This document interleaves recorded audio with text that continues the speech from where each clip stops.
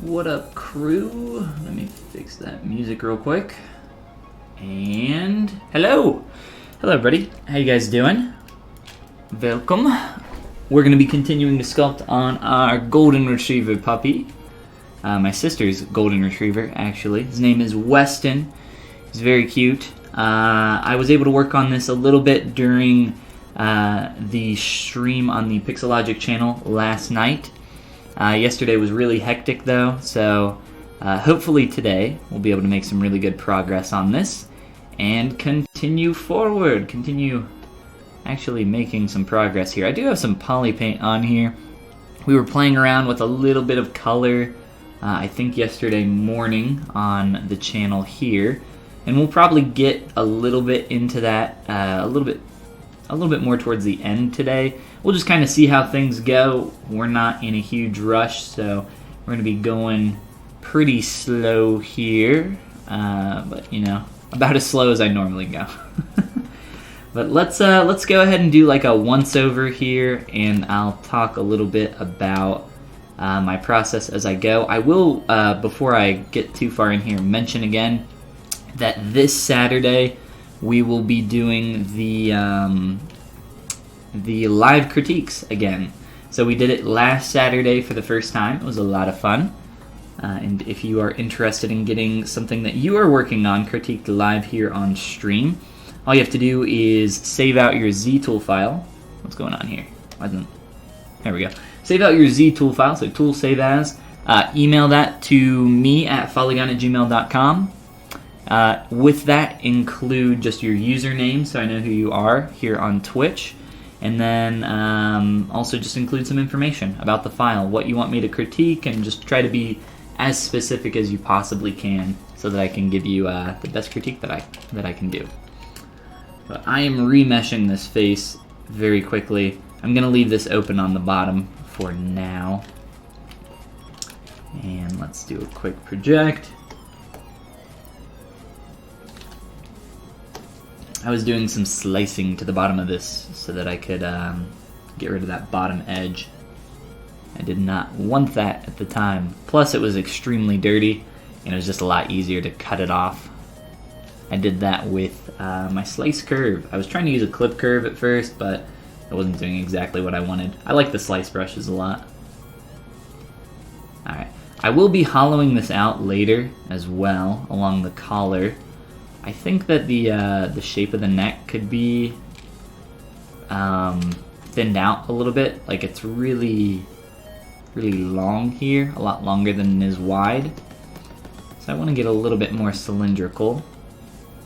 And I think I'm going to try to do that just by pulling in a little bit along here. And we've already started to go a little bit into that stylized direction. We've kind of pushed a little bit further each time we've made a general pass on this. The eyes are obviously much larger than they were during our last stream, and there are a lot of other things that we've kind of pushed and exaggerated, and we will probably continue to do that today. So let's get on here and get along, little doggy. Start doing some more exaggeration and try to get. It's kind of a balance because the more I exaggerate, the more I lose the likeness. So I have to exaggerate a little and try to figure out how we can keep a lot of that likeness still in there. He's a very distinct face shape, a very cute one at that. We'll try to keep that cuteness in there. Kukin, what is going on? Welcome to the stream. How are you doing? Finally catch the stream? Awesome. Well, welcome. Whew. We got the good tea today. Got that good chai, black chai. I've been drinking a lot of green tea lately. Has less caffeine in it. Not that black tea has all that much caffeine in it to begin with. It's not coffee, that's for sure. I don't drink coffee very often. I really love just like the flavor of coffee, but I don't know. I know that it's not super great for you, and it's not something that I care to drink every day. It's not great for your teeth. I mean, there's a lot of reasons to not drink coffee every day, but I do love tea. Love me some tea. especially now that it's getting freezing cold out. It's very nice. Especially my chai. Chai tea is like the best winter drink in my opinion. It's my go-to. I think I would like to get a little bit more volume around the mouth. Try exaggerating that. Smile some more. Try to pull out along this bottom edge. I'm doing this without perspective so that I can mask this properly. It's always tough to get some of these masks to work when you're doing it from an orthographic view. Catch you in the Pixelogic, or hold on, Pixelogic times. No problem, no problem. You're addicted to coffee. I think a lot of people are. So I'm sure you're not alone in that. No, I've not done any manual retopo. We did a quick little Z remesh on this guy just so we could get some subdivs here as I work on the smile and turn perspective back on. Continue working on that. And I'm trying to just get some more volume down around this area right now. So we're going to continue building that up. Let's see.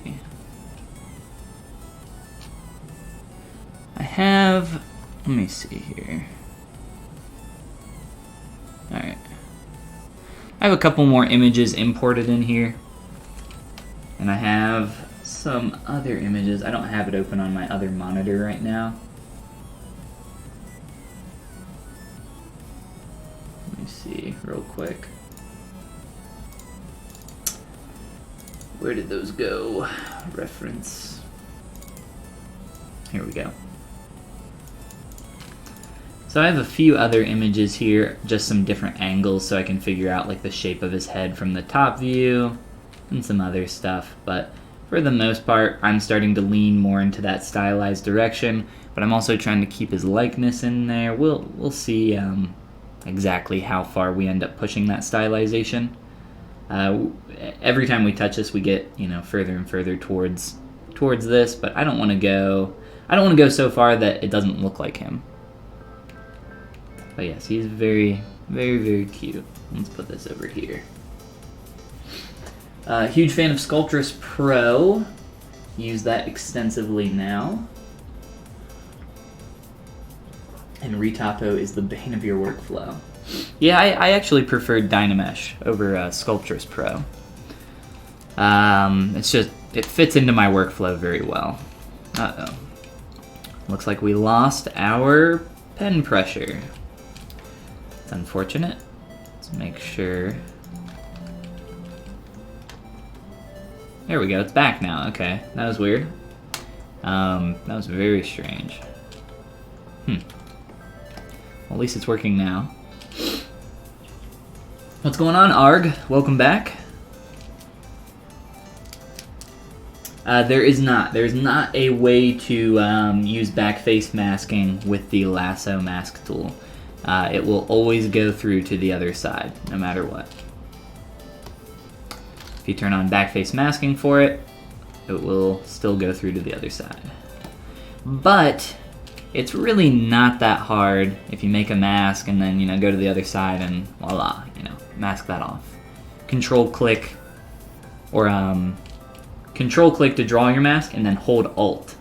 That will do the negative mask and then you can erase what you don't need. Very nice for doing some quick little masks. Not too hard at all. But yeah, can't do the backface masking with that, unfortunately. It sucks. I know. Yeah, no problem. Biped sculpting? Bipedal? No, not exactly. More just the face here. We're doing my sister's puppy. Her golden retriever, one of two.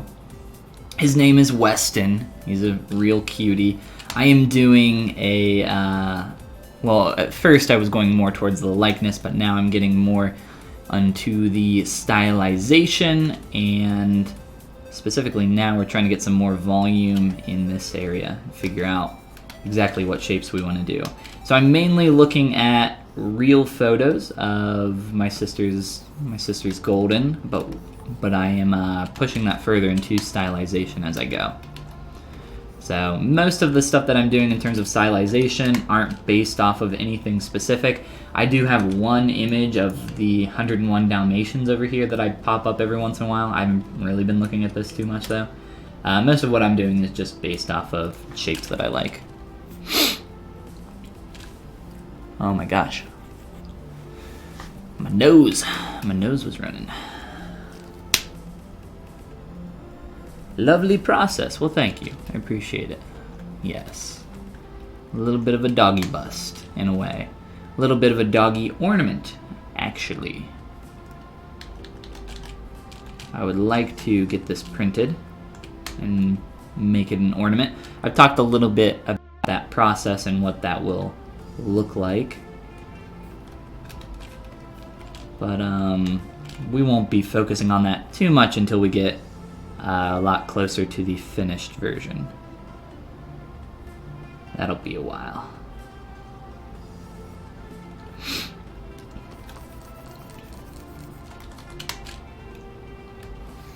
Need to see what's going on here. Getting a little just too much of a little pull in there. Let's try to get some extra volume around here.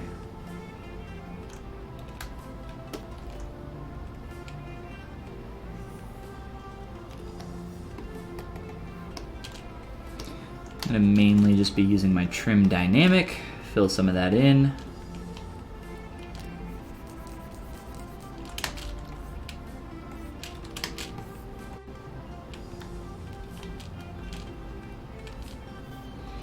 Try to get away from that extremely hard, like M shape, that negative or concavity that we had there.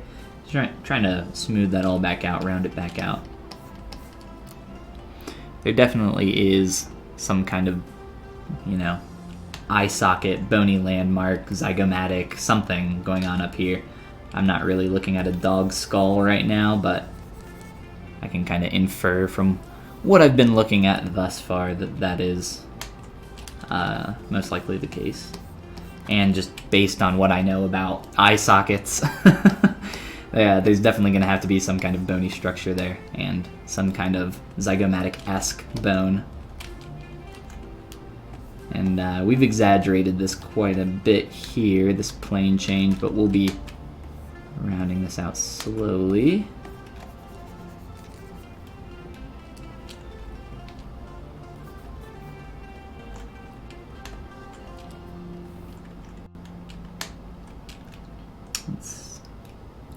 We're at 500,000 right now. We'll get one more subdiv in here real quick.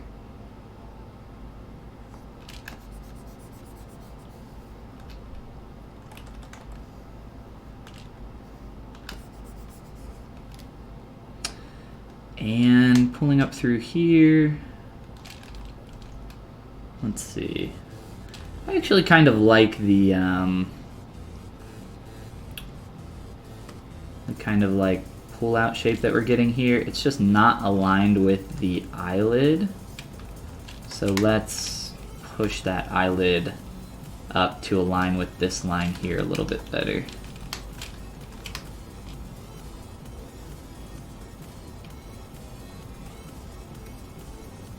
So that kind of flows together a little bit more.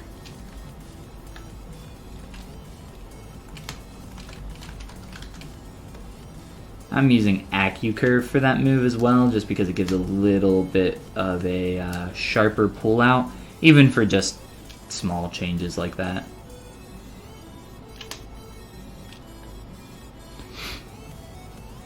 I don't want him to look too worried in the eyes, but he definitely has a straight and then a turn there. Maybe round out that shape just a little bit. so it's maybe not quite as strong, and we'll see how that looks.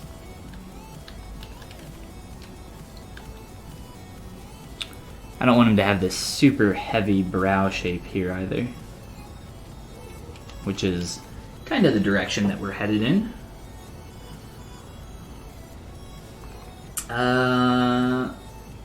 You use masking and polygroups for ZRemesher, right? Do you have any tips to make it better? I use polygroups to work with ZRemesher so that I can get some specific edge loop topology. For instance, here I created a mask and then I converted that mask into a polygroup to make this plane on the outside an inner plane, and then the inner plane and then that ridge around the outside, and then I remeshed using ZRemesher with keep groups on, and that essentially tells ZBrush, hey, respect these polygroups and try to create an edge loop around that. And it's done a pretty good job here. If we look at this outside edge, you know, it doesn't do great everywhere. We definitely have some awkward stuff going on that's not super useful, but for the most part, I just wanted the edge around the outside lip here, and that is a perfect edge loop, so I am happy with that. It worked great. In terms of tips, I would recommend going to watch the process for when I worked on this ear, or stick around for a little bit. I do this stuff all the time. I remesh with polygroups all the time. It's a very common thing that I do. So you will see it again, or you know, I'm sure I've done it in many old videos over on my YouTube channel. If you do end up missing anything here on the stream, all my stuff gets uploaded on my YouTube channel. So no big deal if you miss anything here. No worries. And I'm sure, like I said, I'll be doing it again here soon. We'll find some reason to do it. Maybe in the nose or something like that. We'll try it out. I don't know what's going on with my nose right now. It might be this tea. It might be a little bit warm. It's cold out. I'm drinking warm tea, making my nose run. Yes, it is absolutely perfectly fine to share your work. I would encourage it. Please share your guys' stuff down in the chat below. If you're working on anything cool today, or if you have any other things that you want to show off, please post it in the chat. I'd love to check it out.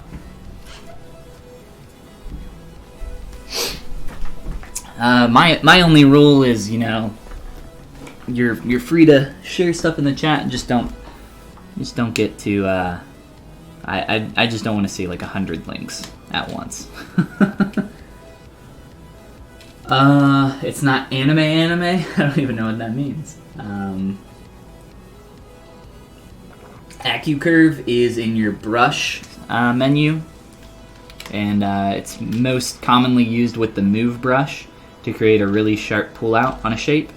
You can find that in brush curves, AccuCurve. So go into your brush curve menu and you'll be able to toggle that on. HUD boy, what's going on? How's work going? I would assume you're at work by now. I know you're at work. It sounded like you were at work pretty late last night, or maybe you just happened to work directly within the time slot from that one stream to the next, which is unfortunate. Hope your day's going well though, dude.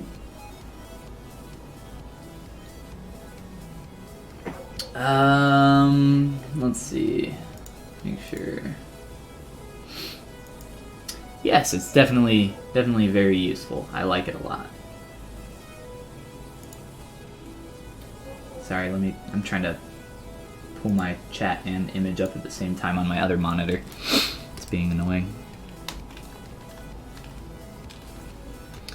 All right. We have greatly increased the size of our eyes. I'm losing a little bit of that nice curve we had going on.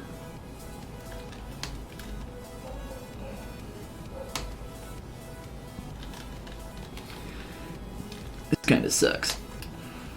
I want to make this eyelid a separate mesh so that I can really clean this up.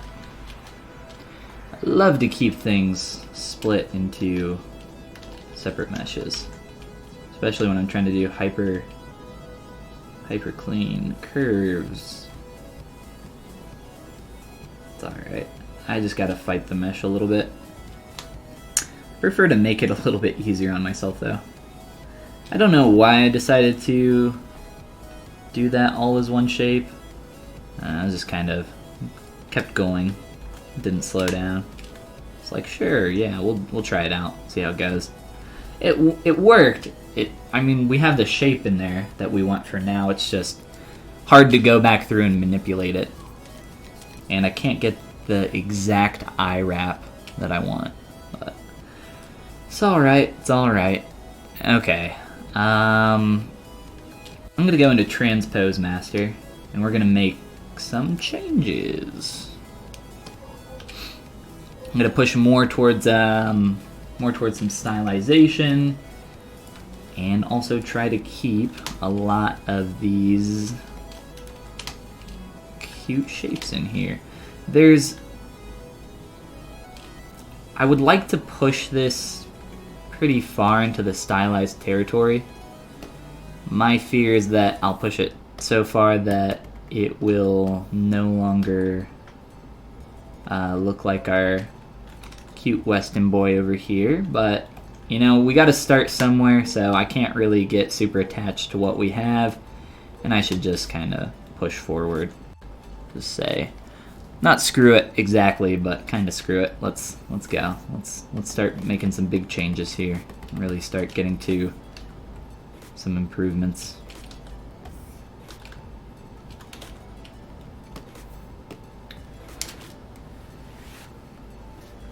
Work from 11 to 7. I guess that's my time, or I'm not sure if you're East Coast.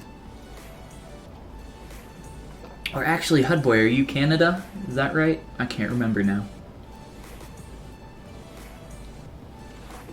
But at least you have a computer, right?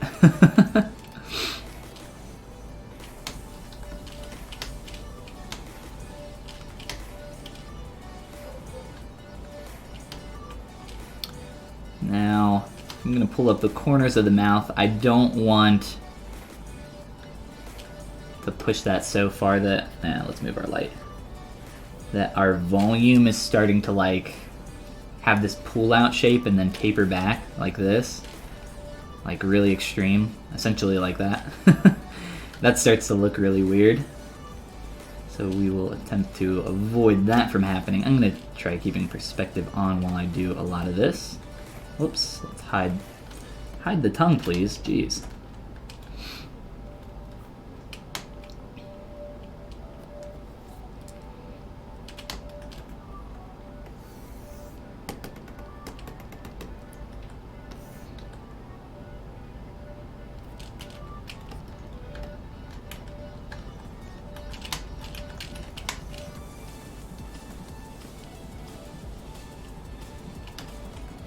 I'm going to try just creating some really nice shapes here. I do like that that convexity up through the nose. I would like that to transition into the nose a little bit more smoothly. Anytime I do separate meshes like this, even though they're separate, I don't need an extra complex hit here in the surface for the nose. I want that to keep that curve and flow cleanly into that shape. And then down here, I really like the curve that we're getting for the bottom shape of the mouth. We got his little tongue sticking out.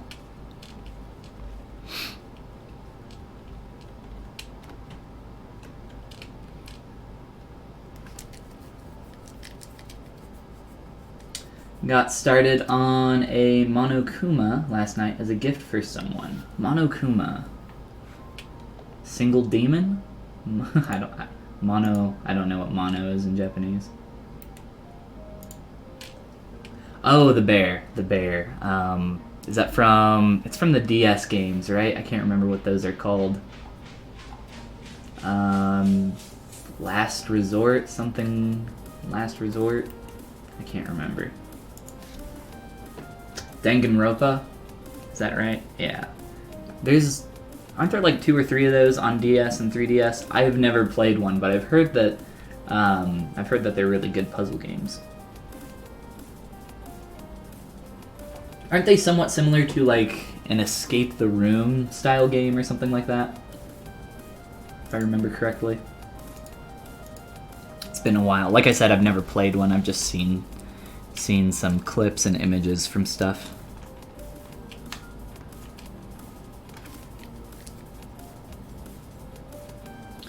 Deaf in Canada. That's what I thought. Wasn't too positive, but I remember you saying that.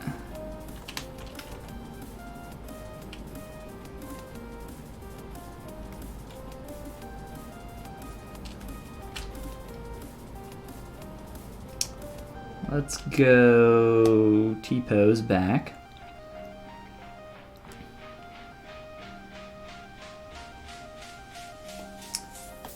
And on this collar, I am adding a subdivision, deleting my lowest subdiv, deleting this edge loop, and beveling, hopefully beveling this top edge. Alright, never mind. Let's try this from this lowest version. Alright, it works here, but not on the next subdiv. That's alright, we'll make this work. Let's get in here and start creasing some stuff.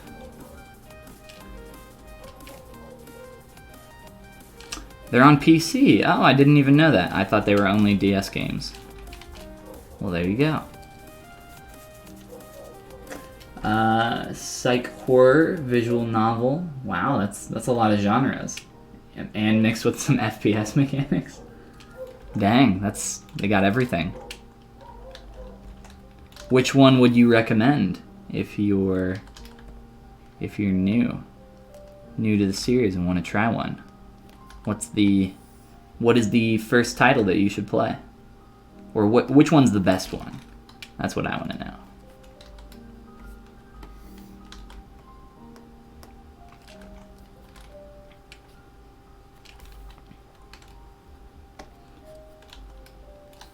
So it looks like those creases did hold through. Now that I have that bevel, beautiful, let's delete you. Alright, that's more of what I was looking for there. This shape is definitely, like this flow from the neck down is very awkward.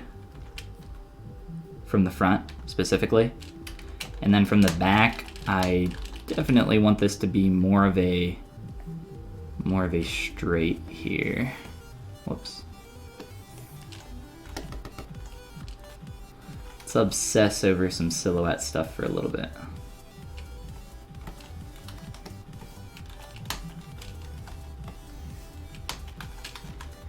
Oh no, my pen. There we go. Gosh, my pen. Guys. I keep saying that I'm going to try to make this pen work, but now it seems like it's even messing up my pen pressure sensitivity. I swear, if that breaks, then that's the last straw. I'm gonna need to get a new pen. Been very annoying. Oh, you haven't played them either. You're in the middle of a let's play for the second one, but you've heard that the first is the best. And it was good. It was good to watch as well. So start on the first one maybe. But the second has spoilers that would ruin a lot of the story elements for the first. Ooh, I just hit my tooth. That hurt. Danganronpa Trigger Happy Havoc. Yeah, I did not know that those were on PC. I could have sworn those were DS games. Huh. I guess that maybe they ported them. Or maybe they're not even on DS. Maybe I'm just thinking of something completely different.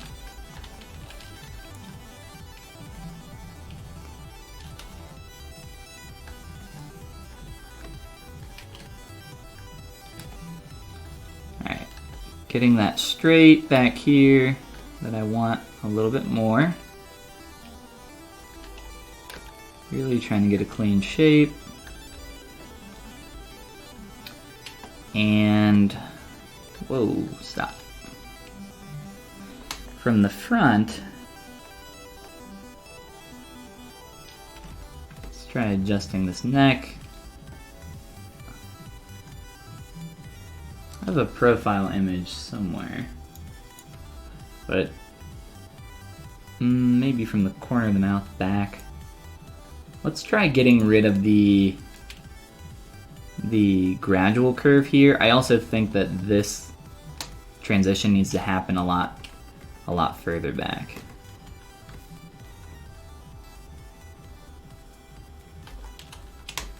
So let's try a really just quick and rough move here. Move brush, pull that back. I know we're kind of breaking a lot of this, but that's okay. Sometimes it's necessary. Can't get super attached.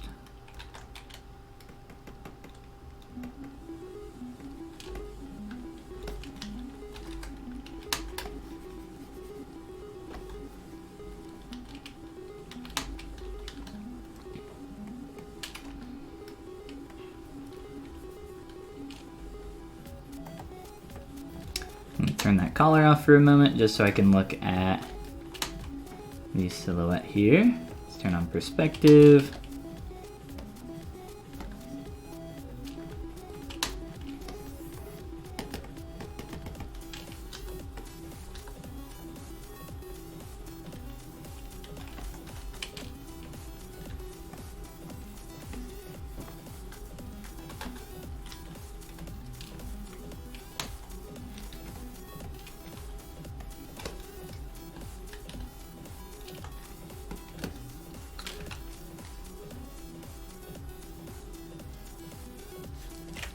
You heard the tooth hit? Yeah. It was some good tea. It's gone now, though. Black chai. It's one of my favorites.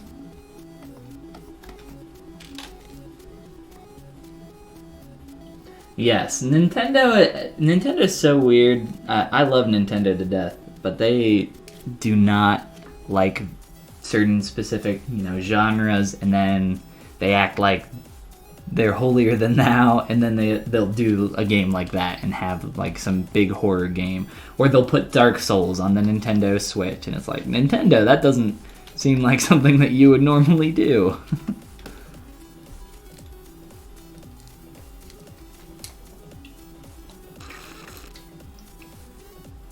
Afraid to mess everything up? Yeah, you can't. You really can't be afraid to do that, though. You have to, can't get attached. Just gotta push forward a lot of the time and say it's not really worth it. You're gonna have to mess some stuff up to be able to fix other things. It's just the way sculpting works. And that's definitely something that takes some time to get used to in general, but also on, an individualistic, project basis. You'll be working on something, you're like, oh, I really like this part that I've done, and I would like to retain that, but I kind of have to break a lot of this to push this forward in this other area. Sometimes that's just necessary, and, it is what it is. The quicker you rip off the Band-Aid, the better it'll be.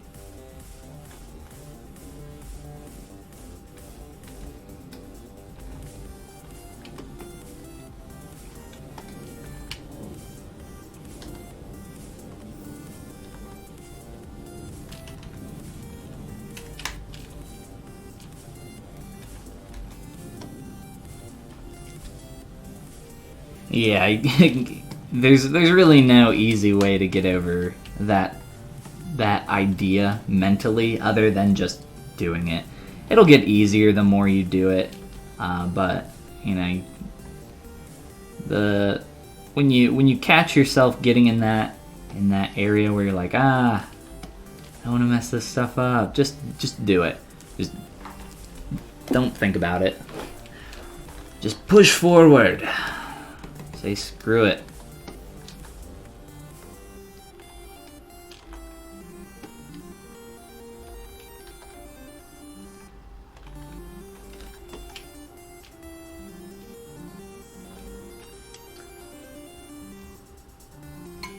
They put Mortal Kombat on the Wii? I did not know that. That's pretty funny.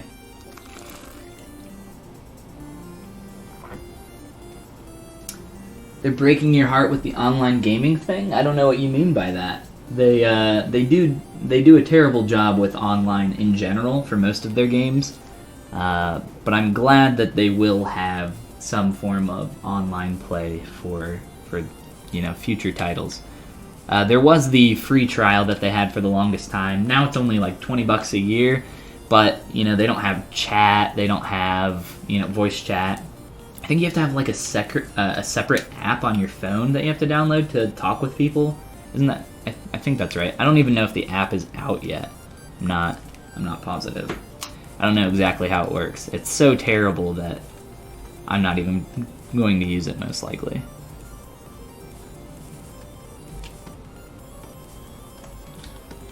Nintendo's so afraid to let their community speak with other people. Which, that I think they're trying to solve like the problem of toxicity in online gaming, which is absolutely a thing in like every game. But just not letting people talk, I mean, that's not gonna... Giving people the option to speak isn't going to create or solve that issue at all. It's just completely saying no, essentially, to everything. Which I think is silly, but... At least they are having some form of communication with the app. See how well it goes. I tried using the app with Splatoon, but you couldn't get it to work. Yeah, they definitely have some problems just with online in general. Like I said, I haven't used the app yet, but even just on the Nintendo Switch, online is spotty at best. And most of their games, like Splatoon 2 on the Switch, it makes it so hard for you to play with your friends online. It's like a chore. It is not fun to attempt to play with your friends. They don't want to make it easy on you. They want to make you have to jump through a bunch of hoops to do some of the most simple things that every other game in the world does for you. And Nintendo is like my favorite first-party developer. I love everything Nintendo. Which you can probably tell by looking at a lot of what I sculpt. Sometimes, though, they're very backwards.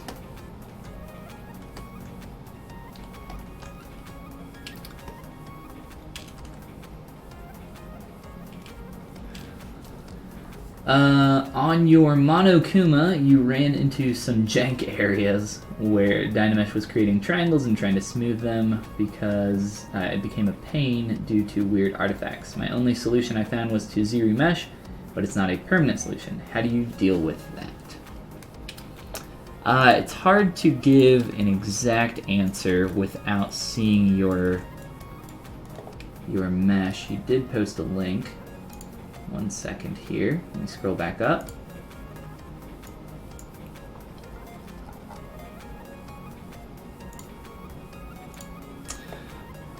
So some weird areas that Dynamesh was causing.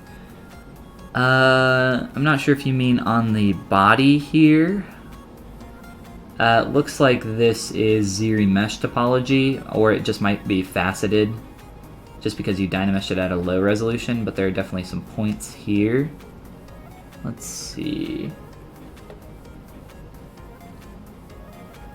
Dynamesh was creating triangles and trying to smooth them became a pain. Oh, okay, I understand what you're saying.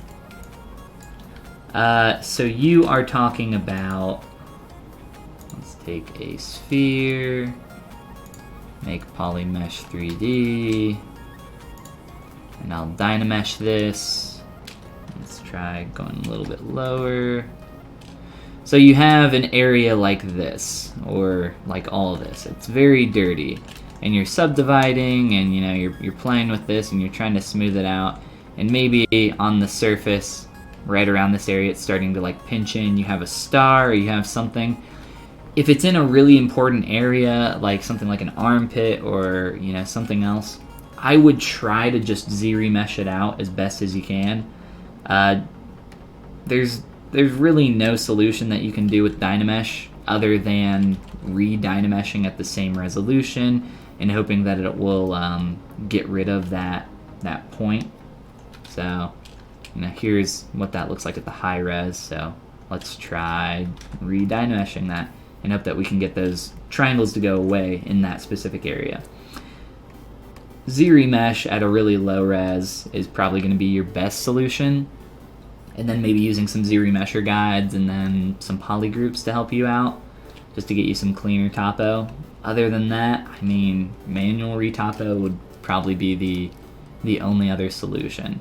At least with Z-remesher, when you get to that point, like what I did in the ears, you can go through with your Z modeler brush and clean it up a little bit by deleting some edge loops and maybe creating some new edge loops where you need them. Just kind of depends. But yes, it's definitely very frustrating to deal with that stuff. Yes, I grew up with Nintendo as well, as well as some other things like PlayStation. I think I went GameCube, PS2, Xbox 360. My sister had one of the handheld Sega games, and we played Sonic and Echo the Dolphin, which still gives me nightmares to this day. That was the Z-remeshed one that I was just looking at. Yeah, I'm not... You might, like I said, you might be able to do something with Z-remesher guides or polygroup Z-remeshing, like what I did with the ears on this guy.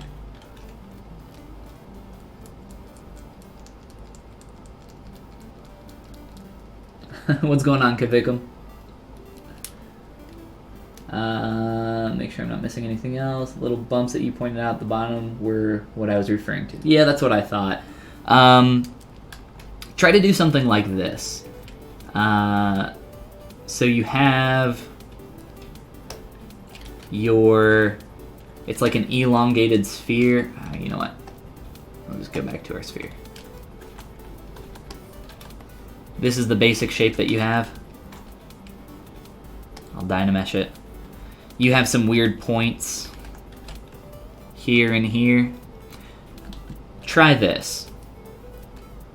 Try creating a mask around your shape, pressing Ctrl W, and that'll create two separate poly groups. Go into Z-remesher, turn on keep groups, set your Z-remesh to like 0.5 or maybe 0.5 is probably fine for this shape. Click on Z-remesh with keep groups on. I'll let that run. And it's still got some points down here. Hopefully they're in a place where it's not too terrible. Like I said, you might be able to, like if we put a couple more poly groups here, we might be able to get ZBrush to create some nicer edge loops around there. You're just trying to get rid of those points, or at least move them to an area where they will be out of the way. This is probably the best topology that I would get out of something like this. This is pretty good. I'm actually really happy with this topology. And then for these areas where there are some poly loop turns, so this edge loop is flowing up here and wrapping around this way. Once you're in those higher subdivs, and let's see, so we got that point right here. If you're having trouble smoothing that out, start stepping down through your subdivs and smooth at a lower subdivision level. And also, when you're using the shift brush to smooth, let go of the shift key and keep smoothing. It'll help normalize your surface a little bit more. It's a little bit of an alternate smooth. And then just step up through your subdivisions one at a time and keep smoothing those out with that alternate smooth stroke. And that should get rid of any awkward little like pull out points here. So try and get rid of that. Step down even lower, really clean up this surface, just like this. Voila. So try that out. Let me know if that works for you.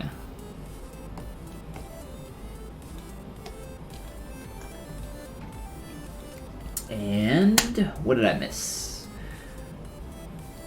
Yes, you could use the Z modeler brush on the lower the lower poly version as well. Echo was a great game. It's about a dolphin. Yes, it did give me nightmares. It is freaking terrifying. You fight aliens in it. The scariest part of the game is that you're swimming down in the ocean and it gets darker and darker the deeper you go. And you're a dolphin and you can't breathe underwater, so you have to find like air pockets or bubbles. So there's this constant, and I was like 5 or 6 at the time playing this. So there's this like constant fear that your dolphin's going to die, right? Your character's going to die. So it's like a constant, intense feeling of dread that at any moment you're gonna run out of air. It's a fun game though. It's very good. Claustrophobic, maybe, yes.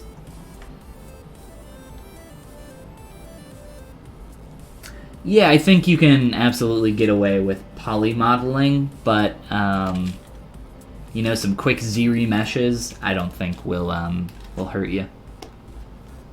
Didn't really take me that long to do that, especially on such a simple shape. What just happened? Oh, okay. That scared me. I thought that broke. I had an extra ear duplicated. Freaking out. Freaking. We're good though. We good.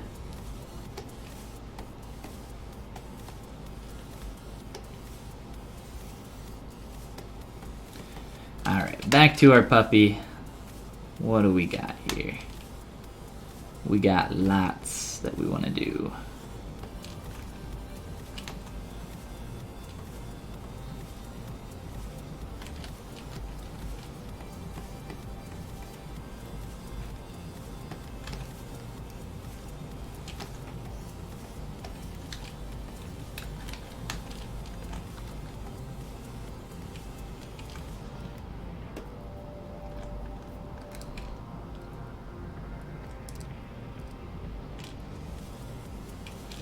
Yeah, I really love playing around with the Z Modeler brush in ZBrush. It's a really fun tool to play around and experiment with.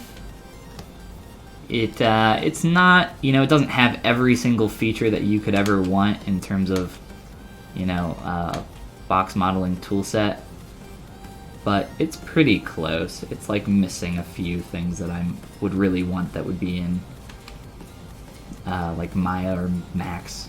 But it gets the job done. Plus, the other thing that I love about poly modeling stuff in ZBrush is that you have all your other tools in ZBrush that you can just use whenever you want. So it's like a combination, a little bit, in a way. It's very nice.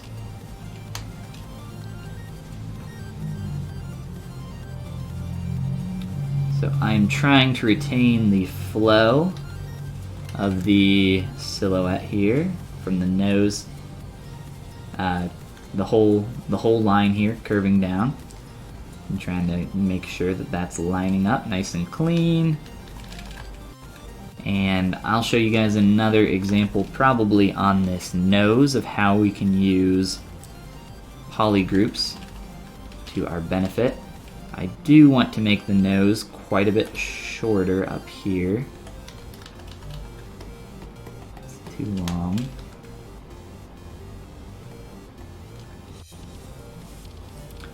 But if I'm going to push this in, I need to make sure that this blends nicely. You can see now in the silhouette that we're getting like this little pull-in concavity down here.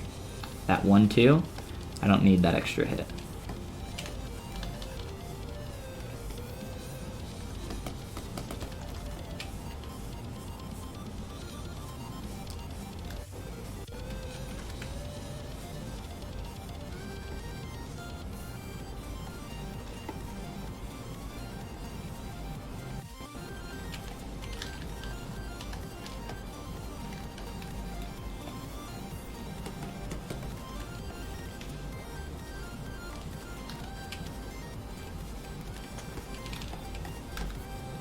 Let's see.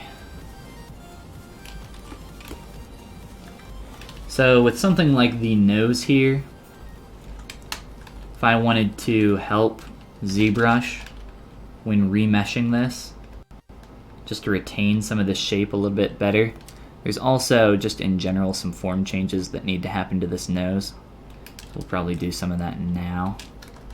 Let's turn off the poly paint.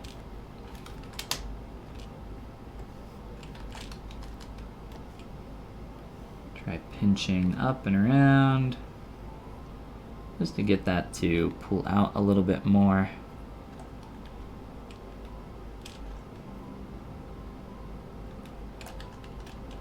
Let's try cleaning this up.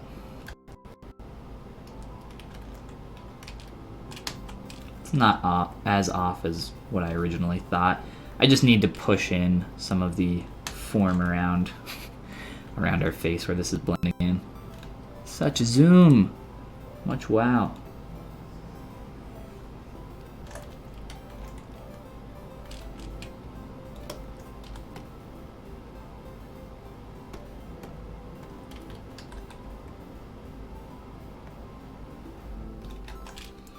Well, that's not what we want.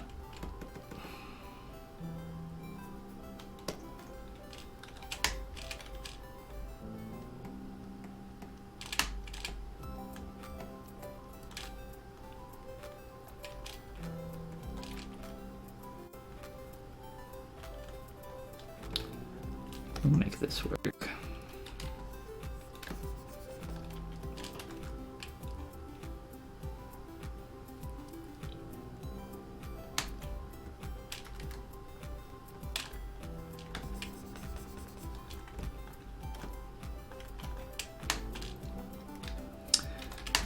My pen is still extremely annoying to work with. We're trying.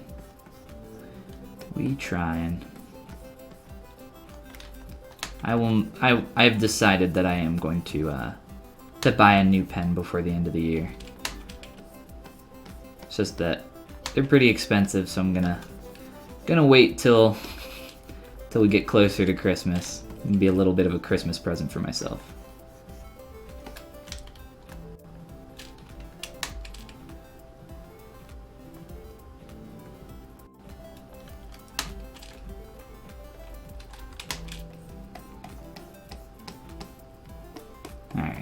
So I'll show you how we can use poly groups to our advantage now in Z-remeshing a shape, piece of geometry, and then using the poly groups to retain a specific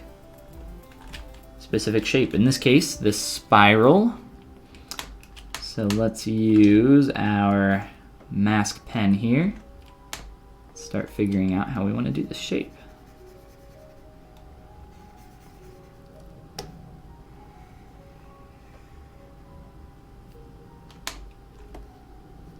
Just trying to mask out along this ridge. Down through here, it might be a little bit more tough. Let's try. Let's see.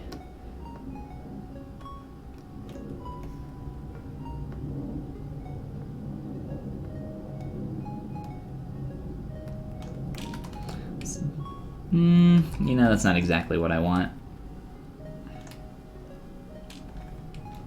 Might be able to keep this from bleeding over to the other side.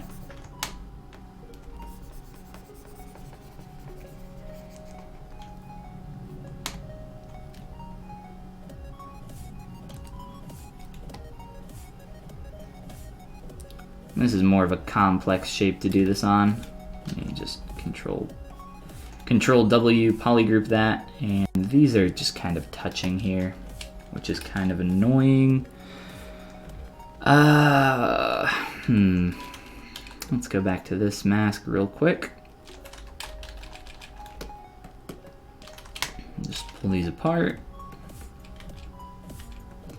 They don't really need to be touching.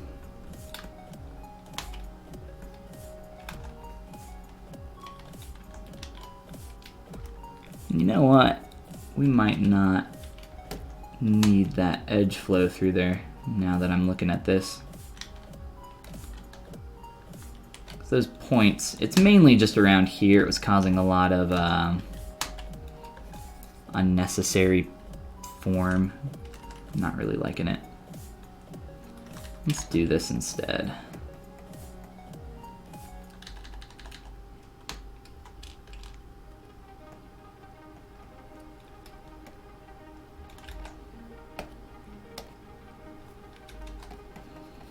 Quick little Dynamesh.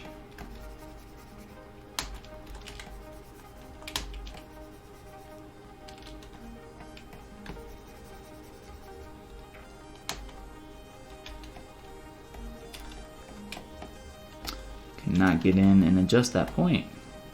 There we go.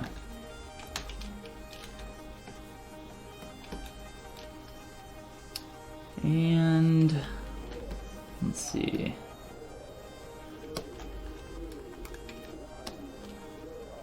Default just ZRemesh at 1K. Let's see what we get without polygroups.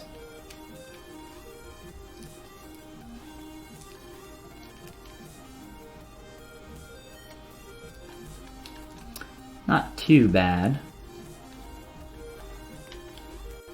I just want to make sure that I don't have a ton of stars like this or awkward points where our edge loops are turning.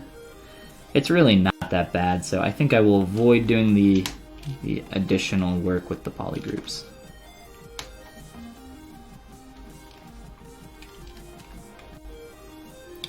And the main thing I wanted to do here was simplify a lot of the shape. And also widen out our schnoz. Just this distance here.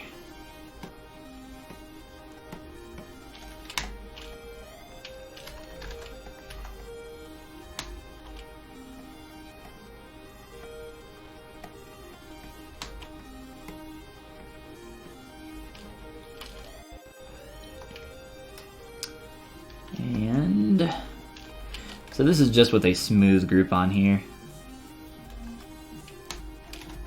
Not actual subdiv, not yet at least.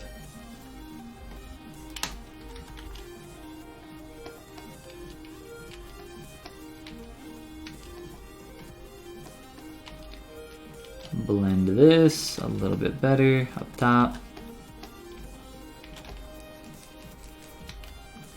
Just want a clean edge up here.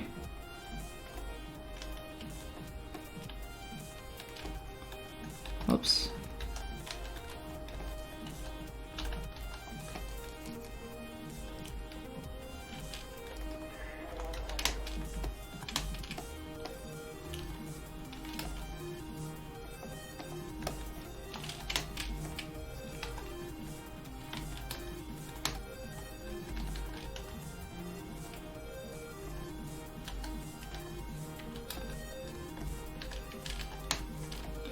Trying to really get a clean internal silhouette line between these two shapes.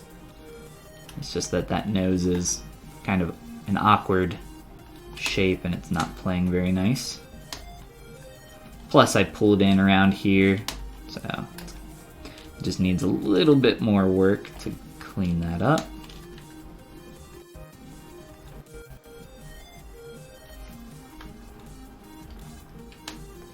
And you can see in our silhouette that we've started to get a little bit of a bump, warble through there.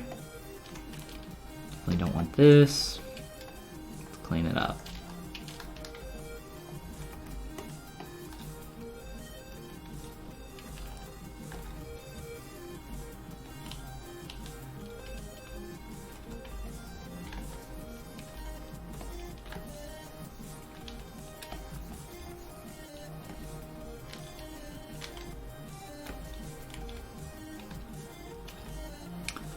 Much better. Much, much better. Alright.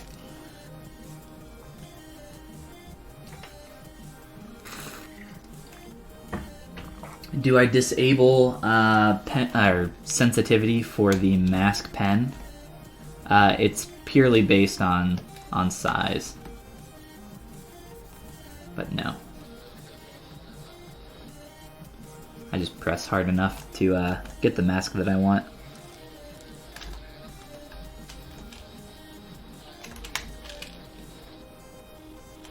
I use mask lasso more than the pen, either way.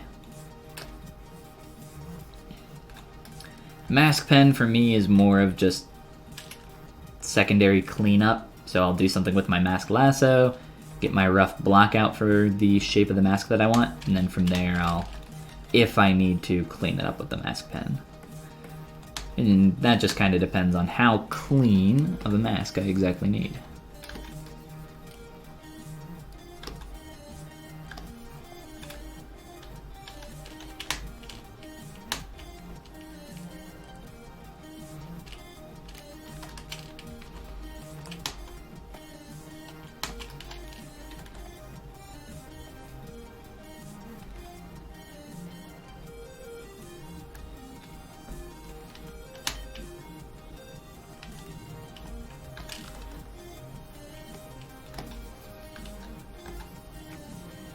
Alright, I'm trying to get more into some exaggeration territory. Obviously, we're getting more and more into that stylization. I'm just trying to make sure that we are keeping enough of the original kind of landmarks in there that we can still see good old Westy boy here. Toggle off a few things here.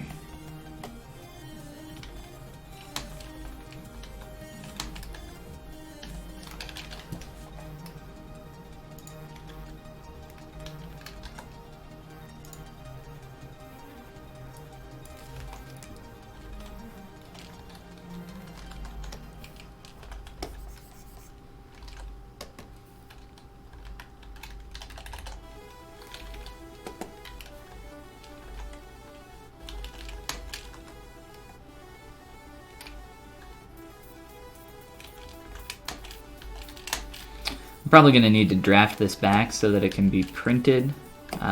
It's a little bit thin. Shouldn't be too much of a problem. I don't think, you know, based on the scale of this, maybe like 2 inches tall for the whole thing, so I don't think the tongue will be that big of a deal if it's drafted back a little bit.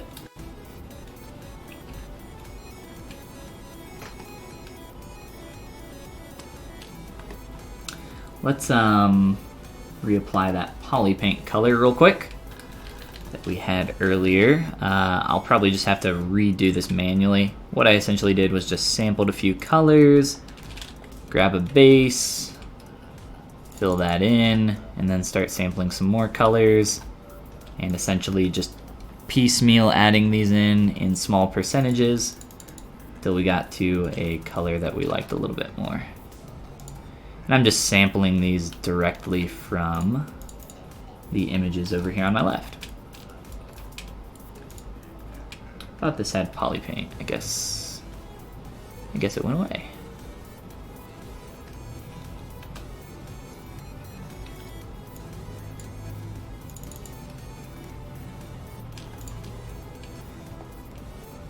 This dog is very, very cute. His name is Weston. It's my sister's puppy.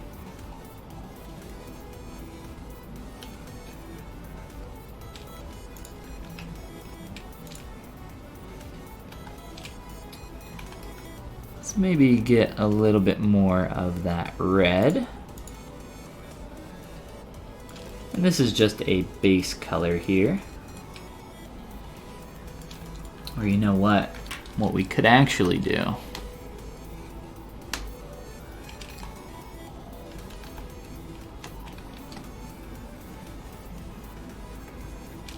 Start getting some kind of value range in.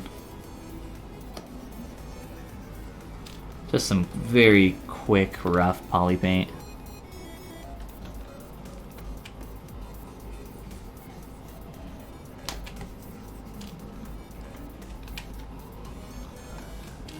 A lot of this is kind of based on lighting and a few other things, but it's alright. Let's continue to block that out. Whoops, come back please. Let's see. Let's grab, go a little bit lighter, a little bit more towards the red spectrum.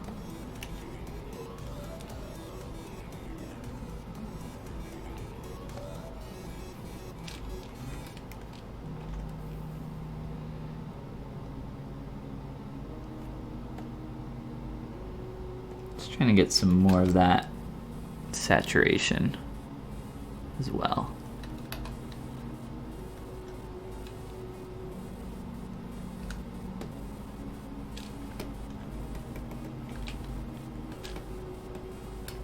Alright, so we'll stick with that for now, I think. What's going on here?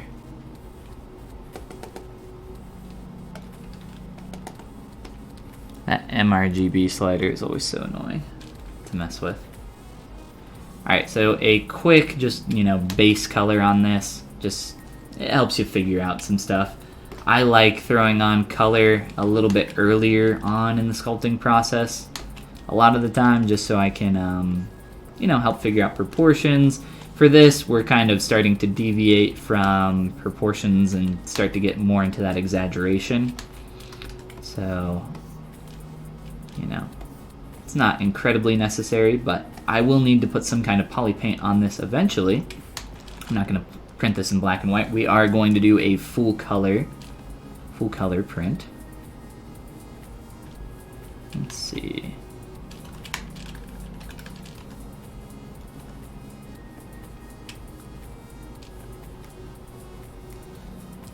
Ah, the material's messed up down here.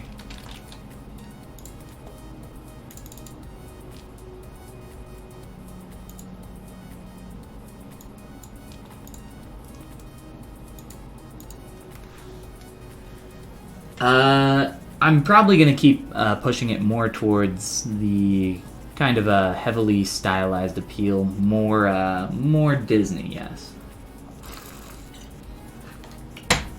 No, he's not going to have a scarf, I don't think. What's going on, Hip Hop Bebop? Welcome. I don't currently have my own 3D printer. I ended up buying a SLA machine. I never got it, so I asked for a refund, and I never got the refund either. So if you guys are thinking of getting a 3D printer, do not purchase one from Kudo 3D. That would be my recommendation. You can hide a row of faces and grow and shrink visibility to help with masking the selection. Yes, you can. There are a lot of little shortcuts for that as well. For instance, I believe it is... what is it? No, I can't remember what the hotkeys are, because I don't use them very often.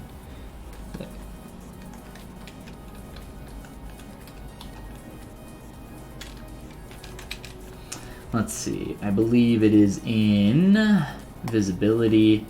Let's see.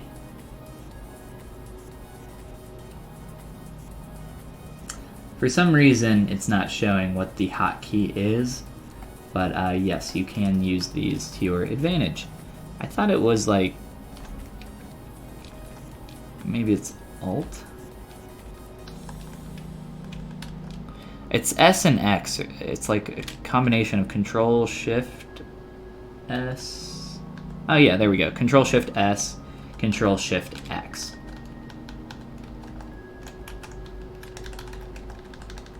So you can, you know, continue to shrink that. Boop, boop, boop, boop, boop, boop. Mwah. Mwah. That's fun. I normally just use, you know, quick little selections like this, and it's not very hard. Ta-da! I'm not sure why. So normally when you hold the control key over any button in ZBrush, it will tell you more information about it, and it will also show you what the hotkey for that is. I'm not sure why it's not doing it. Normally it does. Very strange, very strange.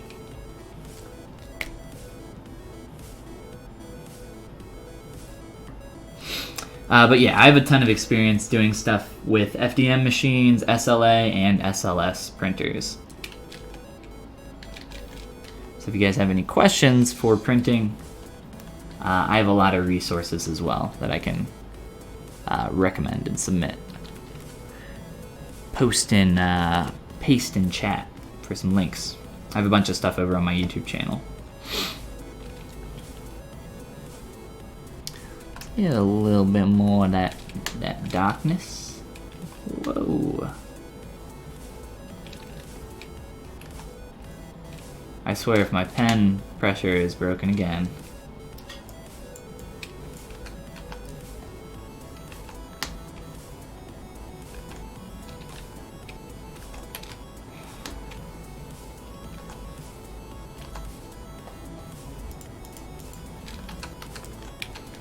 I don't know why this keeps happening.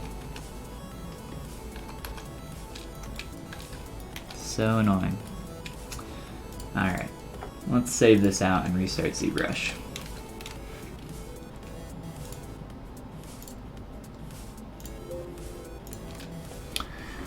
I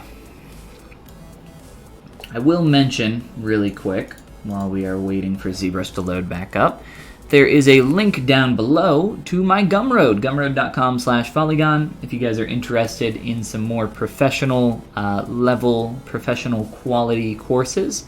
I have a few different things on there for beginners, intermediate users, this is taking longer than I thought it would, and more advanced users. Where'd that go? So that's just gumroad.com/Follygon. There is a link somewhere down below. This is the quick start course for absolute beginners, get you up and running as quick as you possibly can go. Then some, like I said, more intermediate and advanced stuff, as well as some mentorship stuff that I have going on. Slots are almost full on that though, and I have some base meshes, materials, brushes, etc., etc. You guys know the drill. Let's try to load back on our puppy boy, Westy boy. Now, unfortunately, I don't have the images imported again, so I will have to re-import those. Let's try using our brush again, just to make sure that our pen pressure is working. It is. Like I said, I don't know exactly why or what happened there. It's very annoying. And that keeps happening. After I'm done streaming today, I'm going to restart my or reset my Wacom driver for my tablet and see if that helps. Because I did some changes to it recently. What's going on here? Why you being dumb? Ah, skin shade 4, that's why. Close enough. Close enough. Alright. Sorry about that, guys. That's really annoying when that happens. Let's grab, let's see, what do we want to import? I have a few reference images here. I'm thinking we want to push more towards that stylized appeal, so I actually might just import this for a little bit. I don't want to lose too much of our Westy face here, so let's kind of head in this direction. Maybe not incredibly far, but let's try it out for a little bit. See what we can do. Let's go import Dalmaciones, and I'm using Lightbox to do this. I'm just going to throw that up in the top corner there. Turn up the opacity, turn on spotlight projection, or turn off spotlight projection. Now I can work on this a little bit more individually. Another thing that needs to happen, can't really do it now, I guess. Let's do this. Let's do a duplicate on this collar. Nah, I'm gonna wait. I was thinking about hollowing this out now, just because I could do it really quick, but I might change the thickness for this a little bit later, and how that interacts with the neck. So let's just hold off on it. No reason to do it now. No reason to rush ahead.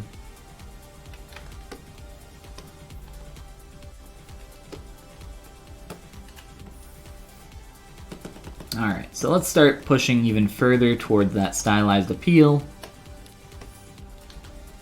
And I will try to make sure that we don't get too far away from what I'm seeing in our references of Weston. I do want to really just kind of do some stuff with the eyes mainly for a little while. Probably try scaling them up a little bit more like we did earlier.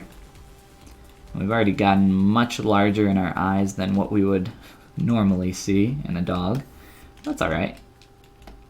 Want those big cute eyes. Let's get in here and scale with our transpose line. Make sure local sim is turned on. And when I'm scaling these up, I'm going to have to make some positional changes as well.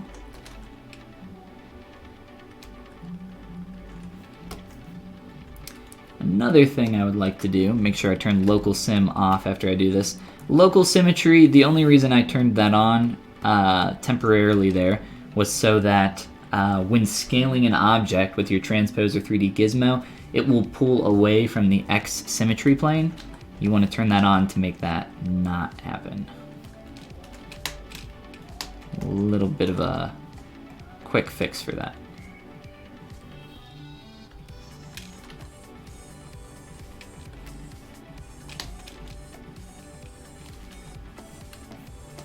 I'm going to try carrying some of that form back a little bit more. This is just the transpose mesh, so I don't have these subdivs. So we've scaled up those eyes. Let's maybe really see how far I can push our cheese.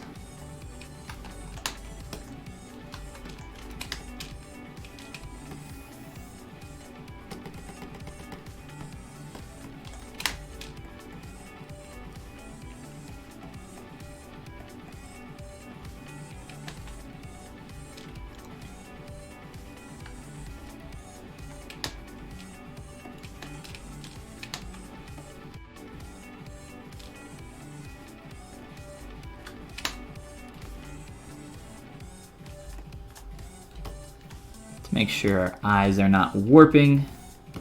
We ended up doing that during our last transpose on the eye shape, which is kind of annoying to deal with. I think I would like to redo the eyelid for this, now that we are kind of getting more into that stylization. The main reason I want to do that is just so I can get a cleaner shape. I've done a similar eye to this when I worked on my Goofy character, which you guys can check out over on just my art station. If you just Google Follygon, you'll probably find it.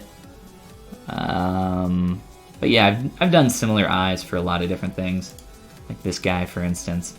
I want to do a similar, well, that's not really split, is it? Here's the Goofy. A little bit more of a separate lid for some of this. Obviously not the same shape, but it will be the same approach. Actually, this is perfect. I did this on our latest character. I could import this and show it off, just so we can see how that shape is split off. I'll talk more about the process as we get in there and start sculpting on that some more. Local sim.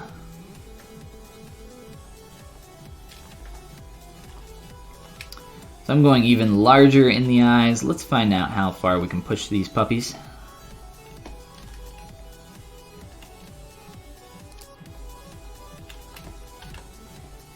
No reason that, if we're gonna exaggerate it, you know, we want these things to be big.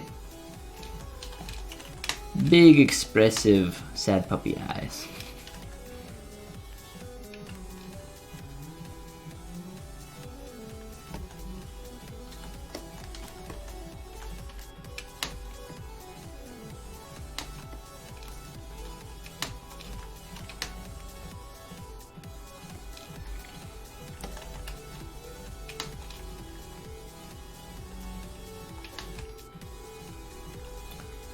Look at the top here, make sure that we're not getting too boxy.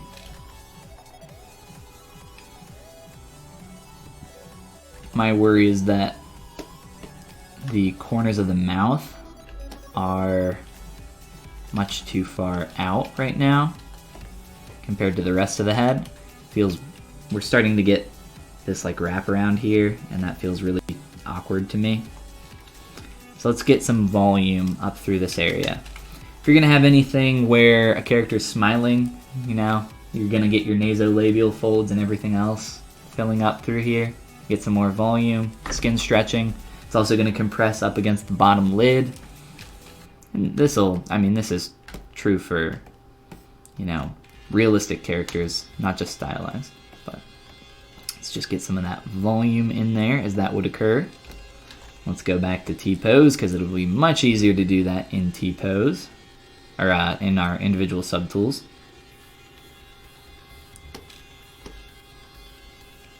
Hide those ears. And again, start getting some of that volume wrapped around here. We're definitely lacking a lot of that volume, especially since we're pushing that smile so far up now. Let's keep going here. We're gonna do some blending, of course.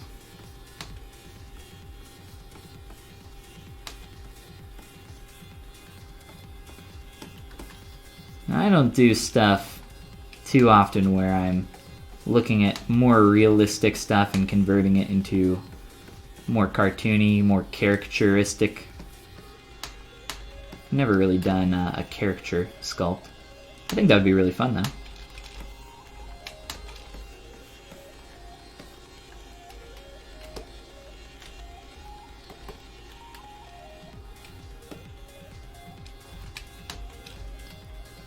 Definitely getting more of that volume in there.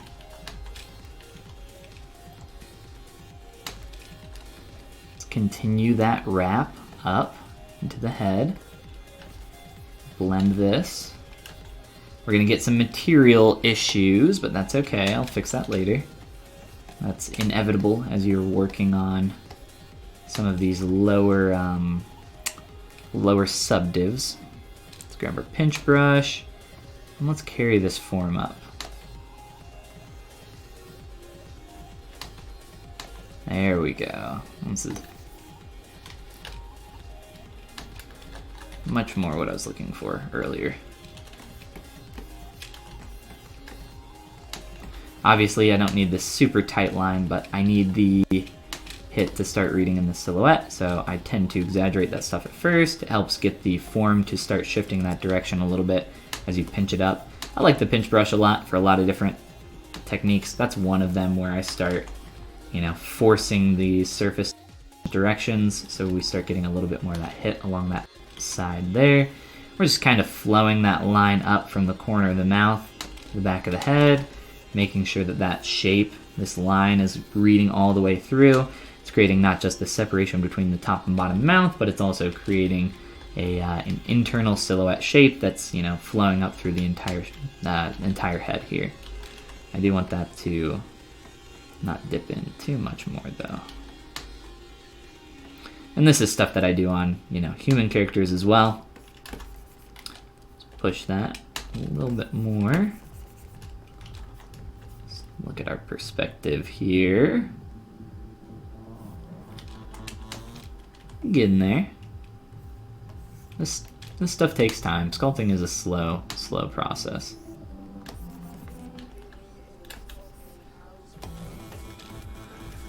I'm sorry, let me check on chat real quick. I don't have it open right now. I don't know what happened. Probably when I was messing with my images.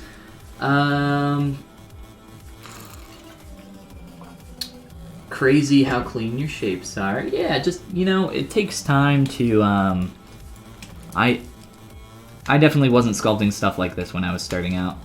It took a while to figure out how to make stuff so clean.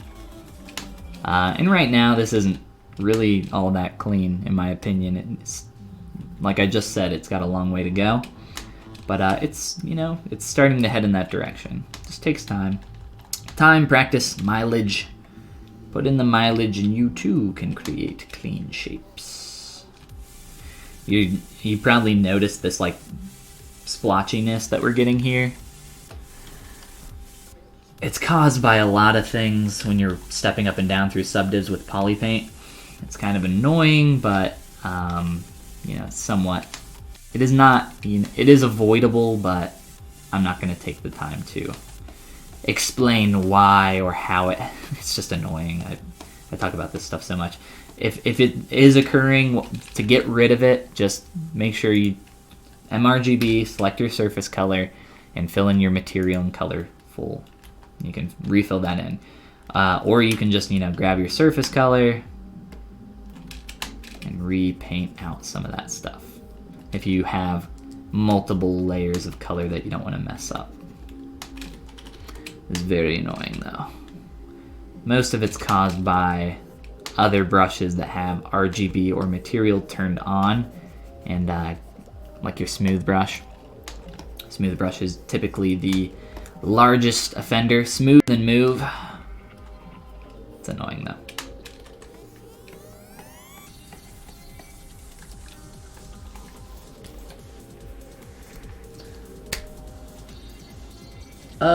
Need to learn that from you. Got so much content out there, I don't know where to start. Well, I guess it kind of depends on your skill level.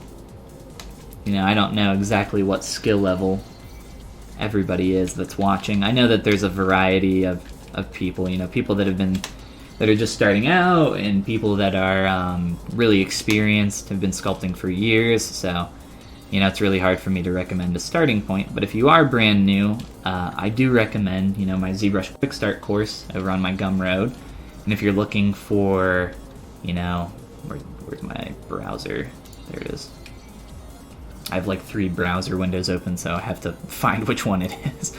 If you're looking for something a little, if you feel like maybe you're a little bit more intermediate and you want to get, closer to this level, I would definitely recommend my intermediate course here on my Gumroad. Or if you're looking to maybe create some more stylized and appealing female faces, or just stylized characters and appealing shapes in general, I think that's a great course as well. But like I said, I got a ton of stuff over on my YouTube channel, and I'm even working on a new course that's going to be completely new, completely different from the stuff that's on my Gumroad. It is going to be a full character course. It's going to be heavily involved. It's going to include live sessions, live critique sessions. It's going to include, it's going to be project-based. It's essentially going to be a multi-week program that kind of goes through the entire character creation process here in ZBrush. But that is something that I have had in the works for a while. I'm starting to, nail down specifics more so now. So we're getting there. It's going to be a while before I talk more in depth about that, but I am very excited about it now that things are starting to come together a little bit more. I'll have more information on that here soon. Here soon. Look at this weird splotch. Let's turn off poly paint for a little while. It's just getting what? Why did that turn back on? There was nothing that I could have pressed that would have turned that back on. That was so weird. Huh. Very strange. Alright. Sometimes ZBrush just does weird stuff. I don't know.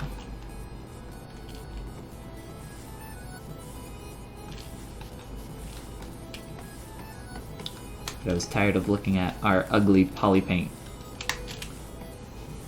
and watching it continue to get messed up. It's kind of annoying.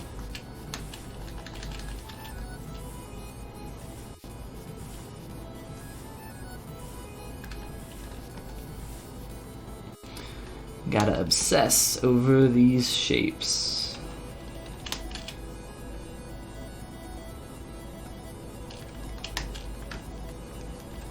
Like I said, I will be trying to do some stuff to redo these lids here in a little bit. I want to continue working on the area around that shape a little bit longer.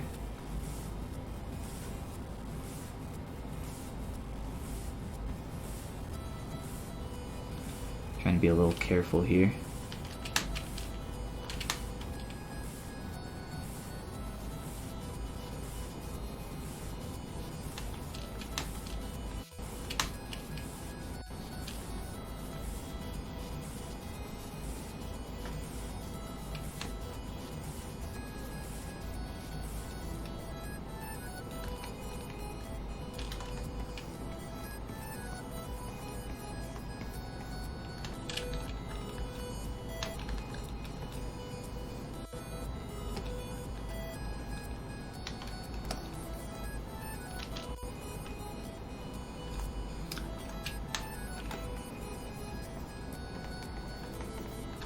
Alright. Where's my pen nibs? Whoa. I'm switching my pen nib. I've been trying to use this soft nib for a while. I'm kind of done using it though. It's kind of being weird and sticking to my screen. It's kind of annoying. Let me see. I'm going to go back to a hard pen nib, hard plastic.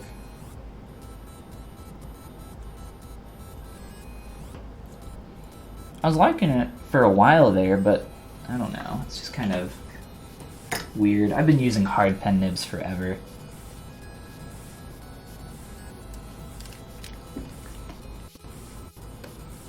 Alright.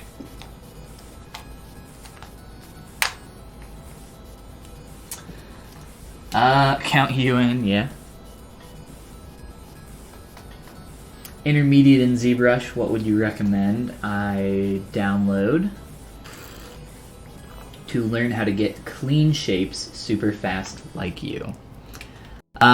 Really, what I recommend, if you want to learn how to create clean shapes like me fast, if you want to learn how to do that fast, I recommend that you just put in a shit ton of work. Unfortunately, I will be a spokesperson for my own content, absolutely, but I'm not gonna lie to people and say, if you buy this course, you will become as good as me at doing this thing. Unfortunately, that's not the way it works in real life, although infomercials may say differently. They will lie to you, they will try to get your money. I'm not gonna lie to you. Truth is that you can buy any course that you want, and you have to be the one that puts in the work to get to that next level. I do think that this intermediate course is really great. It's going to teach you a lot of techniques for creating clean shapes, but the only way that you're going to be able to create this kind of stuff is if you put in the work to get to that point. Like I said, no course in the world is going to teach you how to be that master sculptor, teach you how to do all those things perfectly. They will help you get there, but at the end of the day, you are the only deciding factor that can push you to the next level. And if you feel like maybe there's not a course out there that is super great for you and you want some more specific, tailored feedback just for you, I also offer mentorships, which are just, one-on-one, 1-hour sessions. Those are available on my Gumroad as well. $35, 1 hour. I'll look at your Z tool. If you don't want me to look at a Z tool specifically, we can spend that time any way that you want. What I recommend, though, is that we look at one of your models, and I do a sculpt over on that model, specifically because when you see someone else work on your own figure, I think that it really opens up your eyes to a lot of stuff that you overlooked, and you'll be able to use that moving forward to really help you figure out a lot of those problems a lot faster in the future. A lot of those common issues that I see a lot. We'll probably talk a lot about fundamentals, which I think is something that in general people are typically lacking. It really is all about fundamentals. I mean, fundamentals are everything. I'm sure you've heard that before, but it really is true. It's just knowing what those fundamentals truly are and how you can use them in sculpting. The fundamentals of sculpting appealing characters are not, they're not secrets. I talk about them here on the stream all the time. It's just finding out ways that you can apply those. I talk about edge quality a lot. When I'm working on eyes, I talk about thick to thin, complex versus straights when I'm talking about silhouettes. I mean, like I said, I don't hide my information from people. It's just really finding out how to apply that stuff, figuring out how you can apply that. But yes, that is my rant on how people try to sell stuff, I guess. I don't know. My rant on nothing. Let's fix this stupid edge. Alright, I'm just gonna pinch this.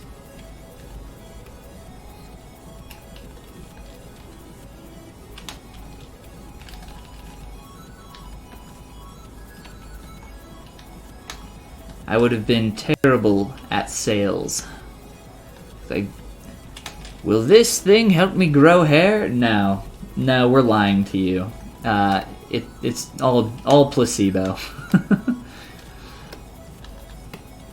No, but like I said, I put a ton more work into my stuff on my Gumroad than I do anything else. So, I'm not saying that they're bad. I'm just saying that you are the final judge when it comes to getting to that next level. You are the final barrier. Alright, I think I'm at a point where I want to now redo my eyelids. So let's get in and do that. Let's do that. How did you merge all your subtools? And split again after that. I noticed it's very different when I merge all subtools manually than I split it to parts. You're probably just talking about Transpose Master. It's a plugin, Z plugin. It's been in ZBrush for as long as I can remember. Z plugin, Transpose Master, T-Pose Mesh. It'll put everything into one merged subtool. From there, if you make a change to your mesh, you can go to Z plugin, T-Pose subtools back, and any changes that you make will be applied to those other meshes. Pretty cool, huh? I'm gonna undo that though. That's probably what you're referring to.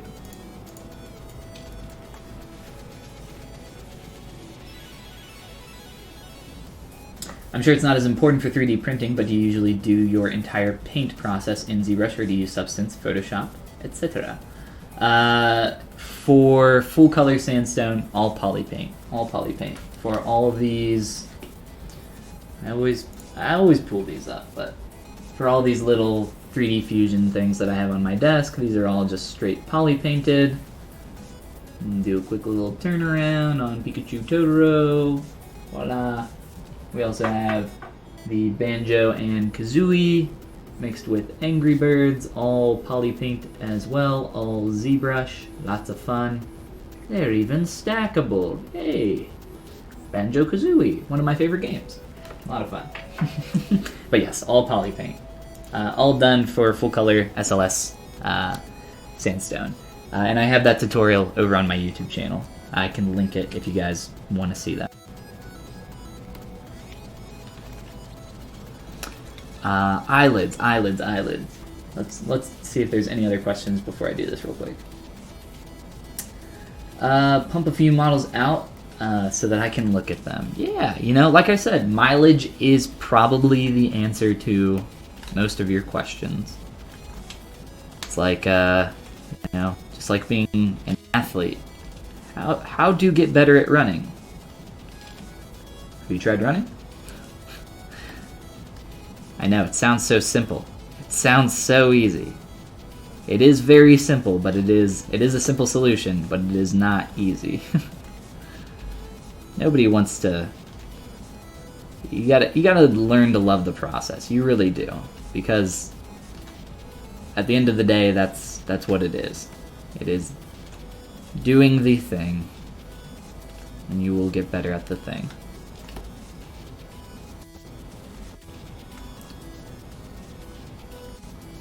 Alright, so I'm redoing my eyelids. And I'm redoing them so that I can get a much more clean result.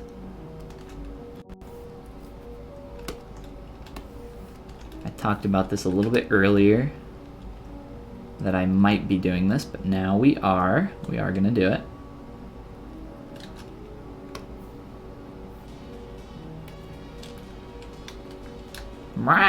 That's terrifying, right? So, let's see. I will hide everything, I think, except for the face and eyeball for this. And close holes.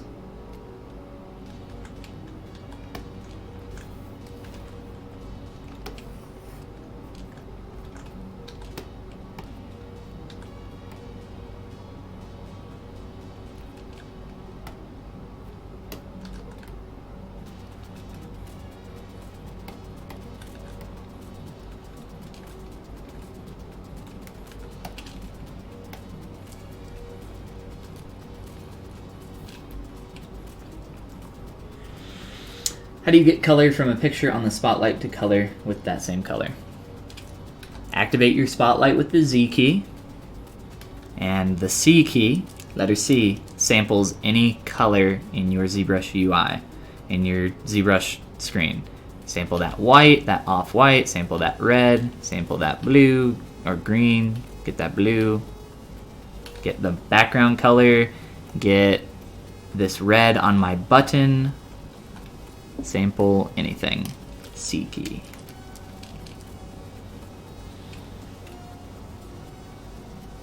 You're always using merge subtool manually, then split, blah blah blah. Yes. No problem, Kavikum. Yeah, that's a good tool. You can find out this and more on my Gumroad tutorials.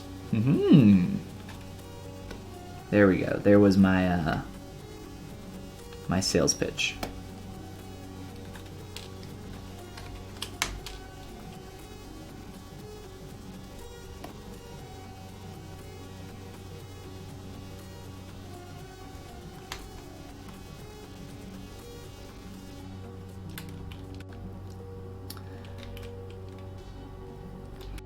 Alright, so I will be using the eyelid that I split off just so I can figure out that shape a little bit better, but I'm really going to clean this up. Oh my gosh, this hard pen nib slides on my Cintiq like butter compared to that soft pen nib. It's crazy.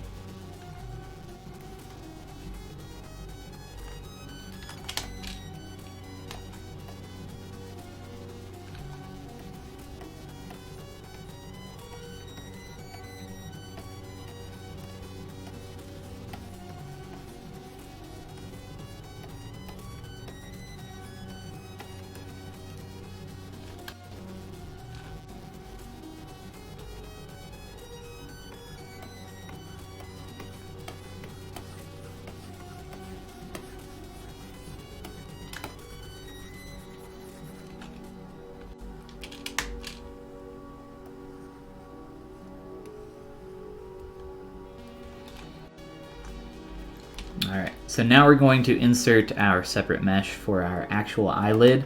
I will temporarily turn on our old eyelid, just so I can figure out where I want this. I'm going to be using my Cube 2 brush, and drawing out our basic curve for the shape. Hopefully this stays straight. It did, but the orientation is messed up. No, it's fine.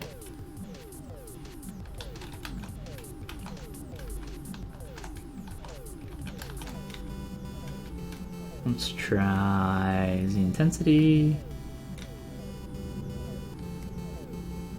Nah, never mind.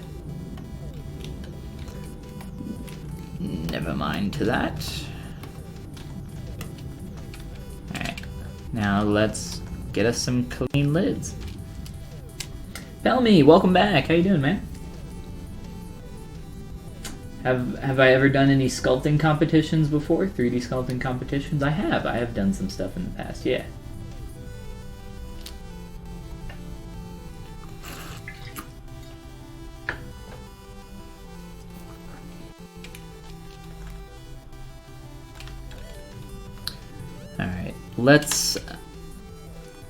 I'm gonna make this single-sided just so it's easier to work on.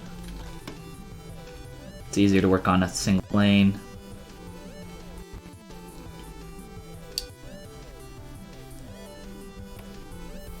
I'm gonna turn off my face and just match this eyelid shape now, but also clean it up quite a bit.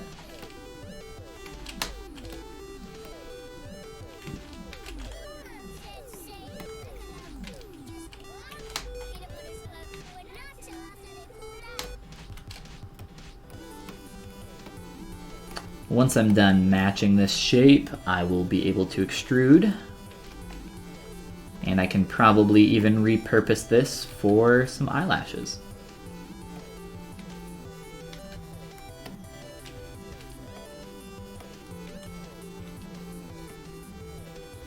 We also want this to taper. Think about thick to thin, you know, one of those fundamentals.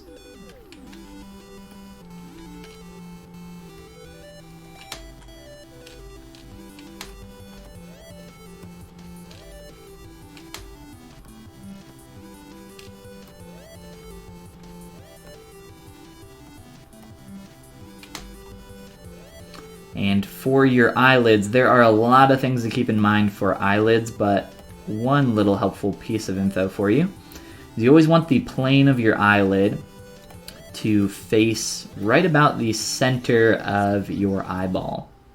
And that'll help with a lot of things. You'll just have to trust me on it. Try it out yourself, but a couple of those things that it will help with will be helping the plane of this lid be readable from any direction with your light so that you can get a really good shadow on the top lid and a really good highlight on the bottom lid. That's how the eyelid is shaped in real life. It'll just make it look a lot better.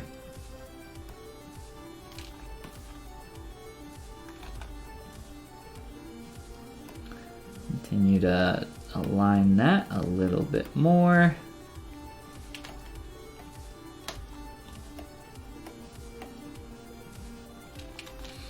I'm gonna mask off this outside edge.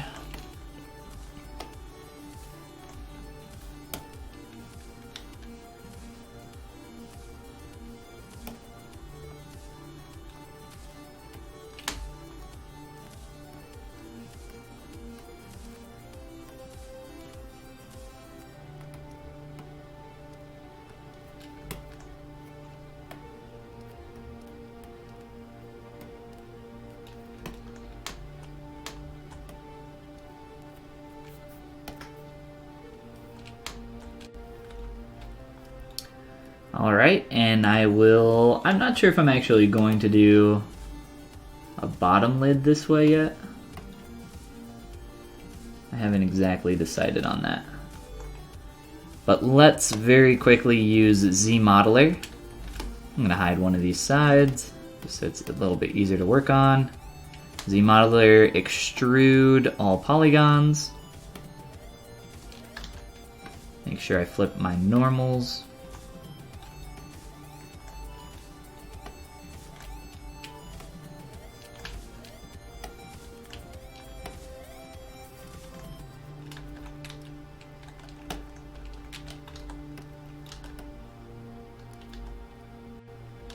And we will be doing some creasing and a bunch of other stuff here to shape this up.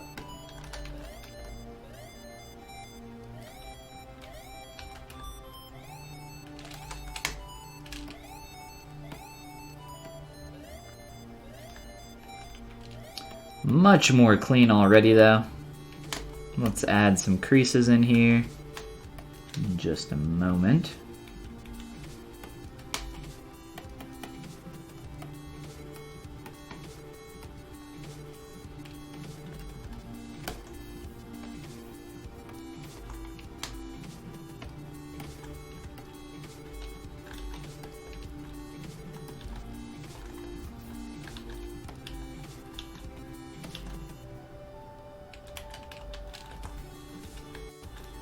Alright, so extremely clean geometry now, as you can see.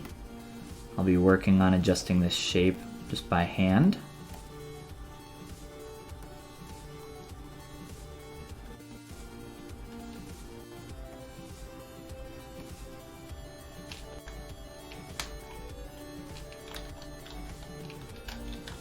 And let's maybe look at doing a bottom lid as well. I thought we almost crashed there. That little load freaked me out.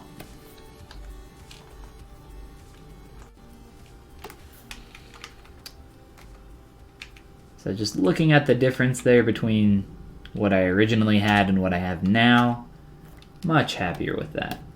But of course we're going to need to do quite a bit more to continue cleaning this shape up, just around the eye in general. So let's kind of just continue doing some of that. A lot of what I've been doing sculpturally has been pretty explorative, I think is the correct word. Just kind of, you know, we've been going off of some real photos, trying to figure out how far we want to stylize this.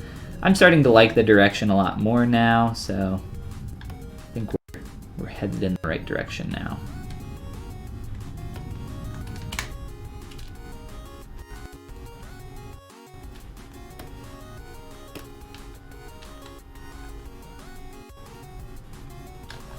Just gonna hide that. And let's remesh a little bit lower poly since I don't need it to retain the extra edge loop around the, or extra form around the eyelid, since that is gone now. Can get away with a lower poly remesh.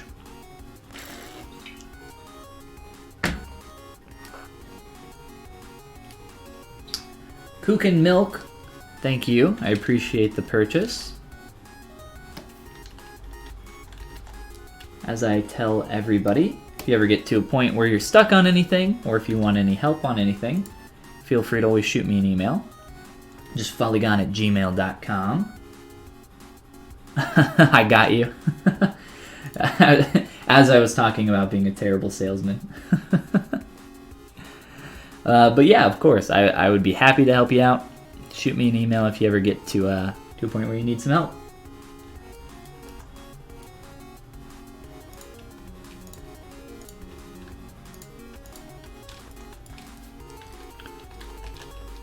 Alright, so much junk down here.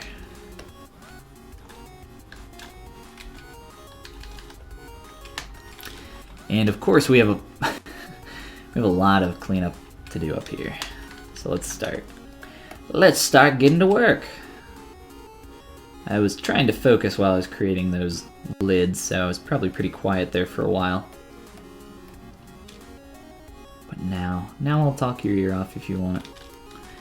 Try to talk through my process a little bit, trying to use some pinch brush, really define this edge around the brow here.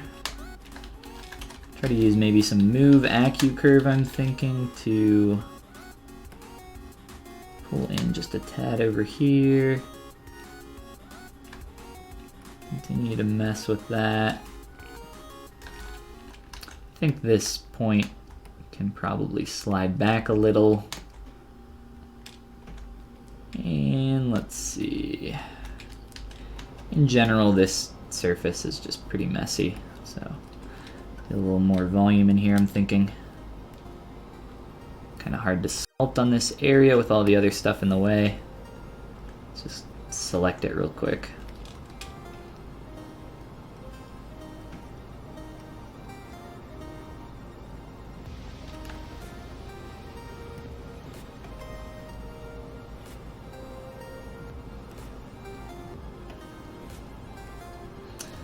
And basically just using clay tubes right now, trying to fill in some of this volume and then smooth out what I can. The technique that I'm doing right now, it requires a little bit of practice, I would say, just because it's really easy to mess stuff up with your smooth brush. I like using the clay tubes and smooth on certain subdivs in conjunction together.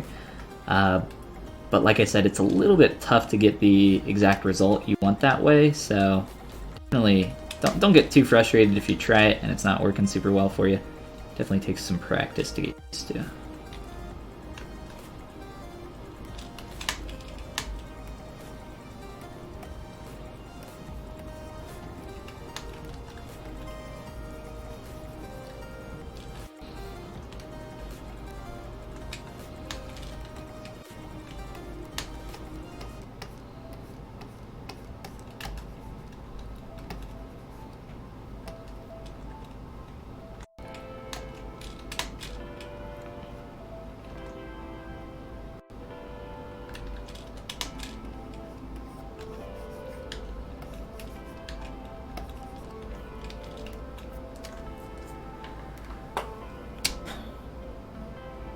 sculpting stylized characters for toys and collectibles. Something you hope you can get into as a career using ZBrush. Awesome. Well, I love doing stuff for physical production. It's what my entire background is in. I love sculpting for physical. RP, printing, milling, all that good stuff.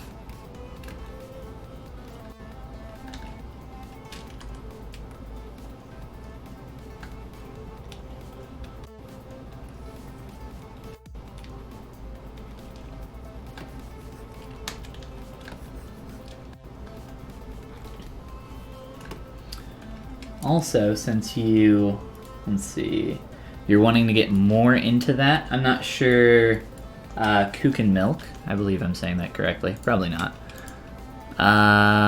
Let's see, this one here, I recently uploaded this. This is from one of my streams on the, by the way, shush me, one of my streams on the Pixelogic channel. This is the real-time video going through the entire process of me setting up this SpongeBob muffin for full color SLS printing. So if you're interested in that, I'll just share the link here in chat. But I'll also share, I think, so I won't post this link as well. But there is another link in the description of that video that goes through a 6-minute tutorial, essentially going through the entire process that I did there. It's more of an overview, so I don't exactly show you how to do every single step of the process. That's what the real-time video is for. If you're very familiar with ZBrush and digital sculpting, though, this video is probably more your speed. More of a general overview, just talking about the process than showing the whole thing. But yes, that time for a 3D printed cactus boy. And I haven't done one of these time lapses in a while. I should do one of these again. They're fun to do. We'll talk about that a little bit later, probably. Let's go back here. Close that. Back to our pup. But yeah, I think that video will help you out as well, just for getting you even more headed in that direction. That one specifically being for SLS full color printing. But yeah, there's a lot more on my my channel as well, specifically for printing, and I'm always happy to answer any questions you have here on stream.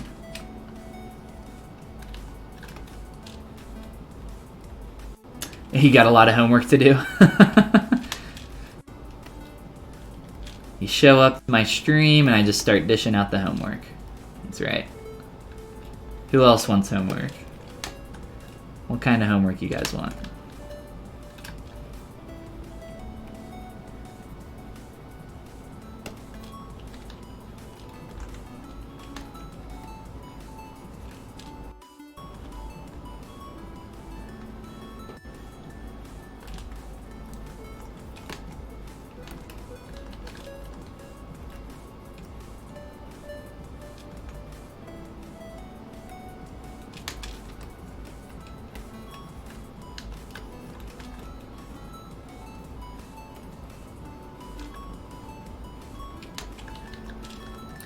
Alright, so with our eyes so exaggerated, with a lot of this really exaggerated, we have gotten a lot further away from the original puppy, the original golden retriever that I was referencing for the real images, which, isn't necessarily a bad thing.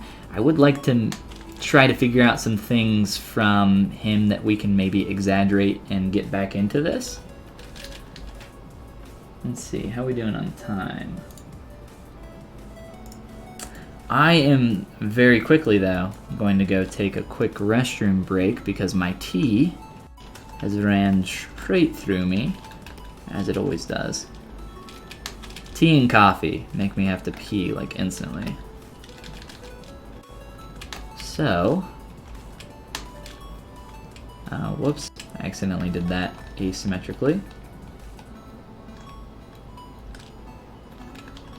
Let me fix that real quick, just because I'm noticing it. Getting that awkward shadow there. A little bit of a extra convexity in our surface that we do not want. Alright, cool. I will BRB because I am going pee. Oh no, we ran out of room. I'll just leave that there. Cool. I'll be back in like 5 minutes. I'm gonna pee, refill my water, and maybe grab a quick Nolaba. Alright.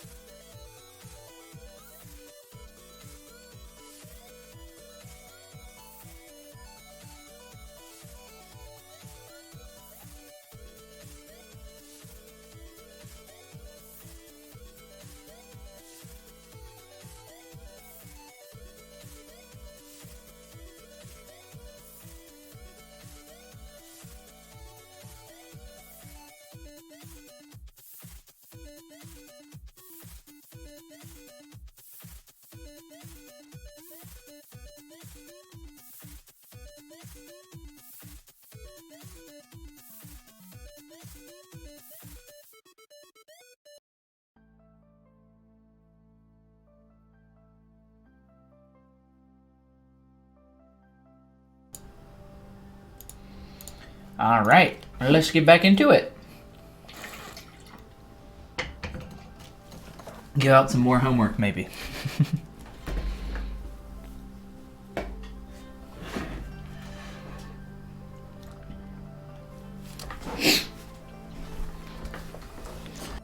And get rid of our BRB. Wasn't very visible. I didn't do that very strong. Next time I'll turn up my Z intensity. I like to keep most of my brushes pretty weak in terms of strength, the Z intensity slider. And I typically press pretty light on my surface for most strokes.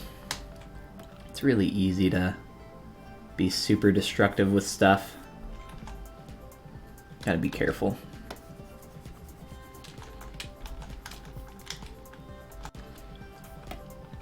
It's not about making stuff good, it's about making stuff less poopy over time, less bad.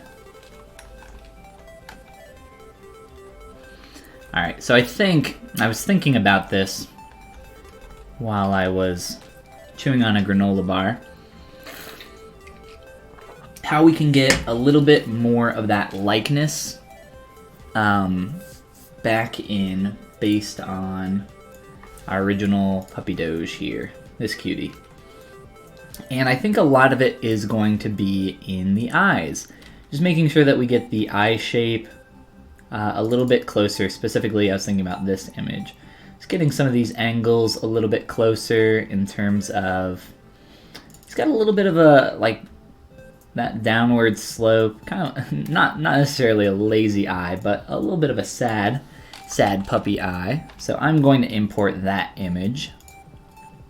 And then we're going to work on our eyes some more.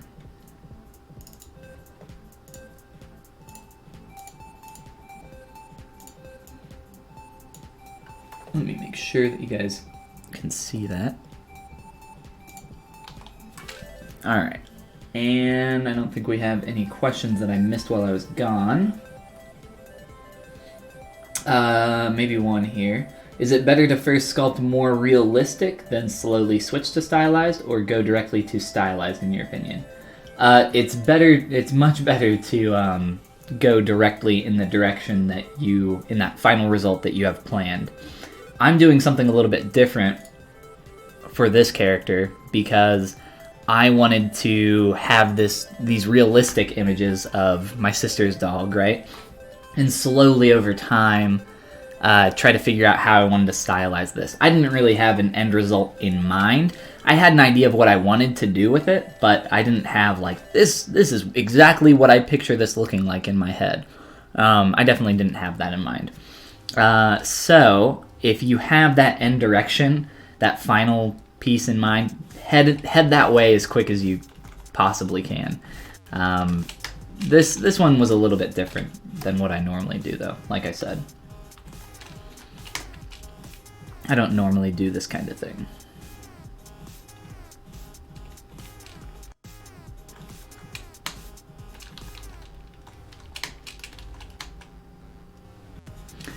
So let's work on this eye shape.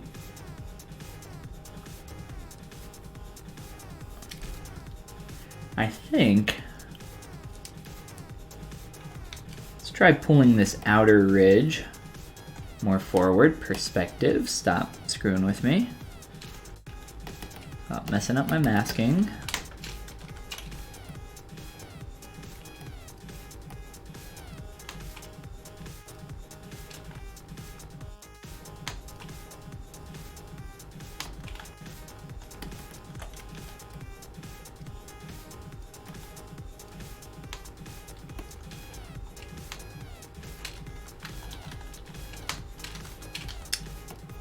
This point is no bueno.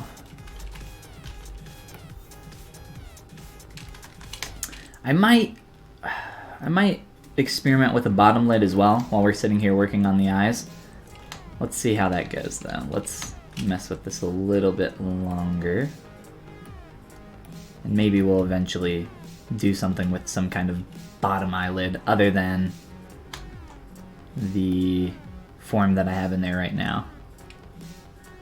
I don't think it's bad right now. I just might want to do something to clean it up. I really do think the eyes are the main thing that is going to sell this and get this to that next level. We will also be doing some stuff with color to get that to read a little bit closer. Darkening these lids and some quick little lashes as well. Do I ever sketch my character designs first in 2D before doing them in 3D? Typically, no. I am not a concept artist. I am someone that does production art. So if I'm contacted for work, it's pretty much always for something that's already finished. I never really get asked to concept stuff for clients. It's pretty much always, here's this thing we need you to make, please do it.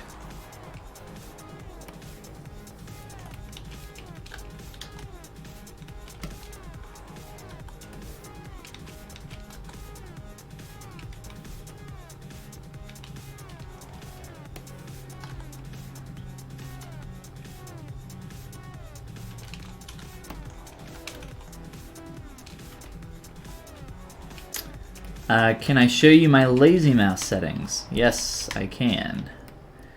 They are slightly different on every brush, but for the most part, I have lazy mouse settings that, in general, I like a lot. I'll show you in just a moment.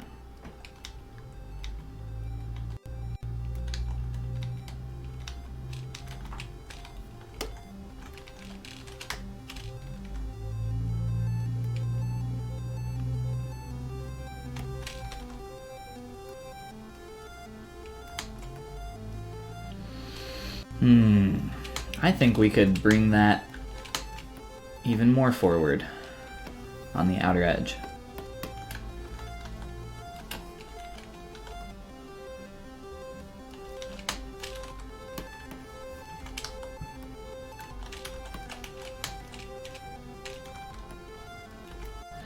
Alright, so engine, like I said, I have some lazy mouse settings on a few brushes. The only reason I keep lazy mouse on my clay tubes brush is because it makes the stroke a little bit more smooth in some instances, where if you draw really fast, you see how it's getting like these little dashes between it?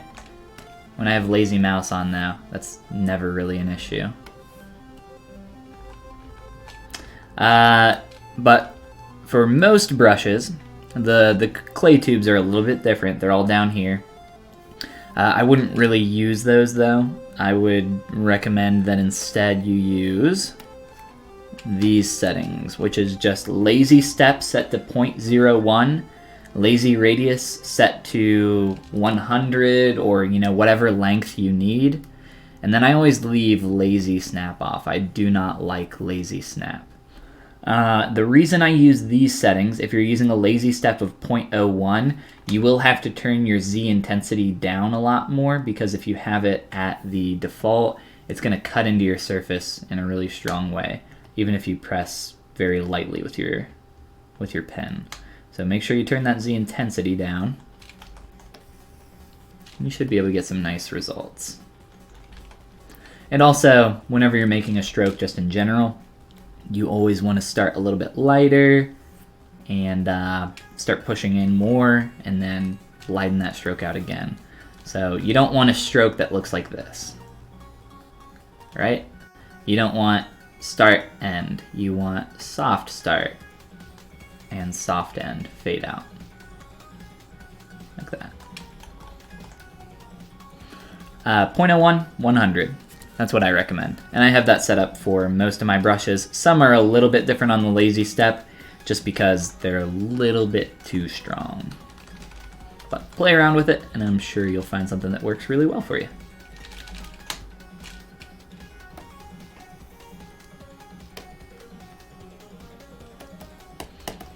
But I use lazy mouse quite often when trying to create those really clean strokes. It's very helpful.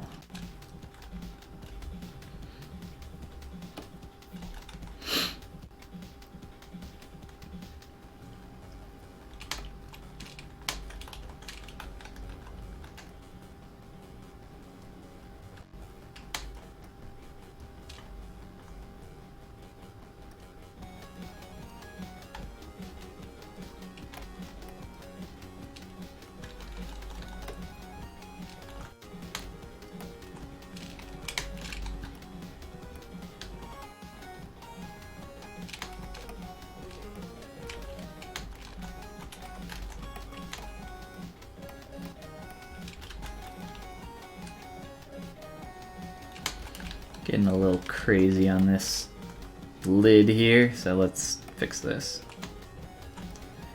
Getting out of shape.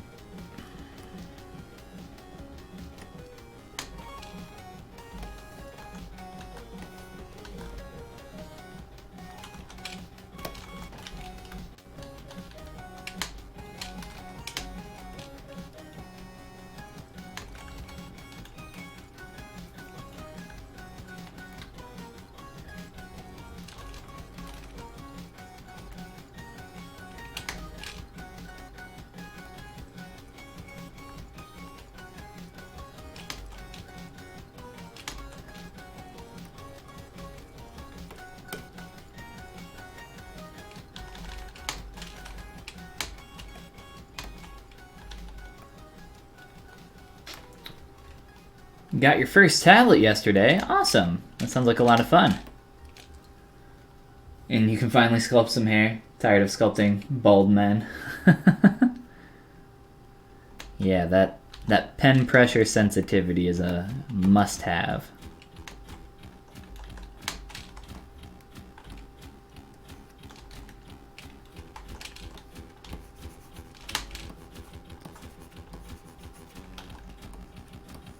I don't think I really even started doing much with sculpting until I had a tablet.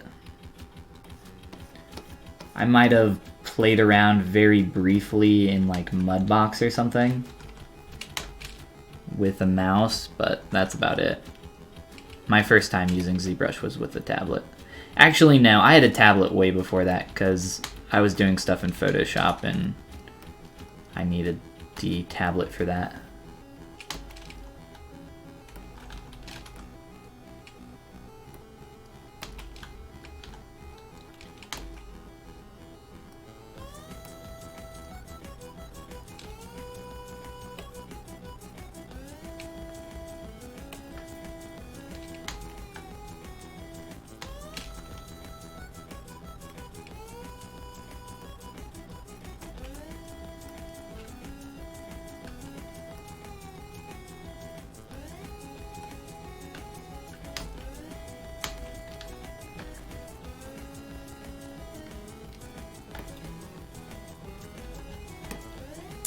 I don't know if I like the hard transition that I had on this brow or not.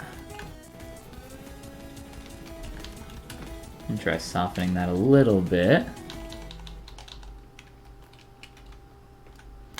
Yeah, what tablet did you end up grabbing? My first tablet was a Wacom Bamboo.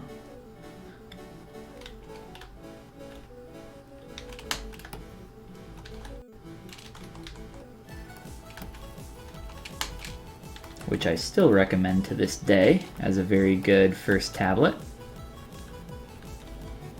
But if you have a little bit more money, I'd recommend getting an Intuos tablet. Intuos tablets are about as good as you can get for a pen tablet.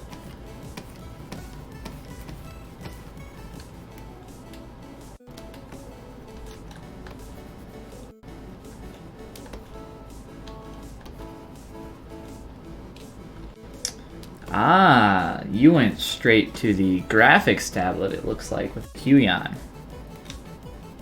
Well, you'll have to let us know how it is.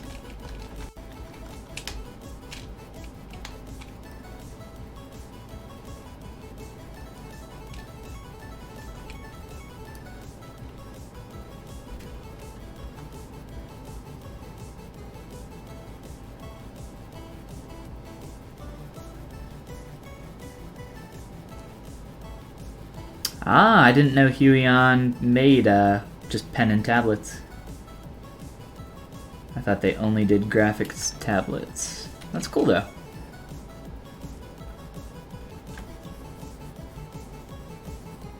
I don't have much experience with Huion tablets or UG or any non-Wacom branded tablets. Huion didn't really exist when I was buying my first tablet. Or at least I didn't know about it.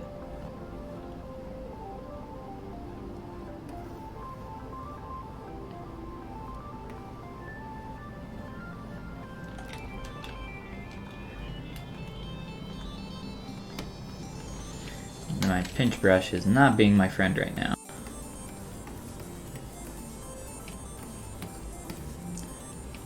Really messing with my surface up here.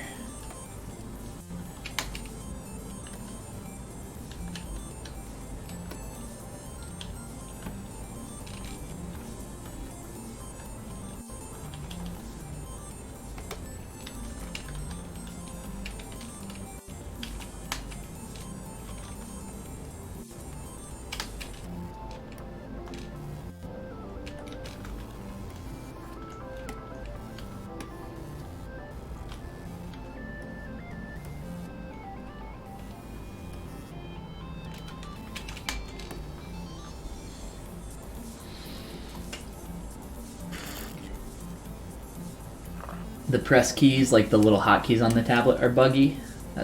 Yeah, I mean, I just use a keyboard as well for my hotkeys, mainly because I'm used to it. My tablet came with like this little remote, I guess you could call it, and you can use that to set up hotkeys, and I'm so used to the keyboard. I mean, I have it slid under my desk right now, on a shelf. Like I have this little sliding shelf connected to my desk. It works really well. I like it a lot. I have never even used the remote. Like, not once. Maybe when I first unboxed it, I tried it out just to see if it worked. That's really it.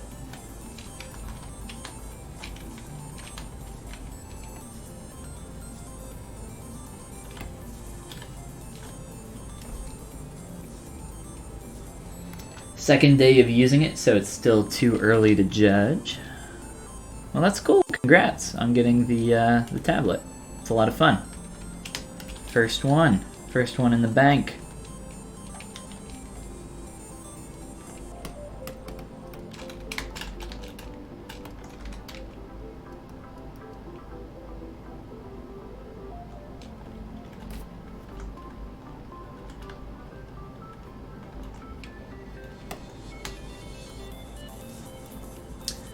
Let's scale up our eyeballs here, maybe again.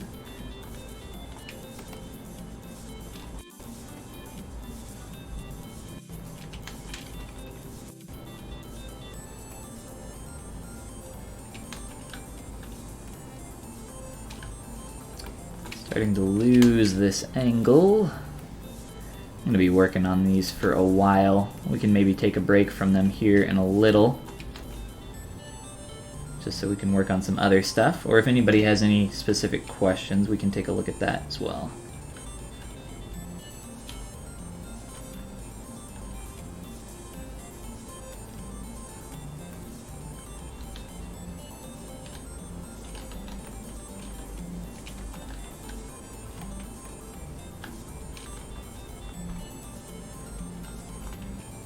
Alright, I definitely,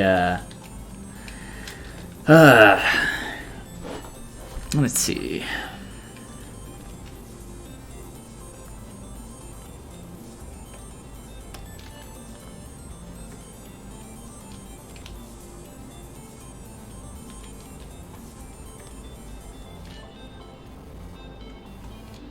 Definitely want to get some of this back in. I also need to adjust the eyelid now that I've messed with the brow shape so much.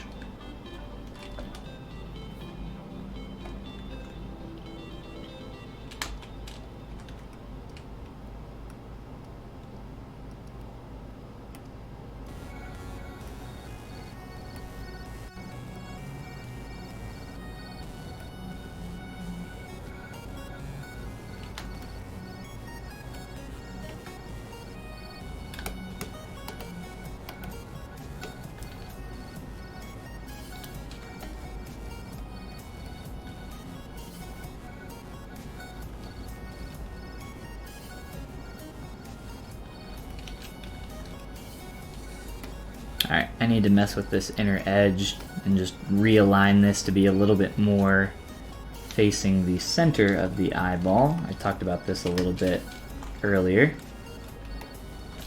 You want that to be pretty much perpendicular to the surface here.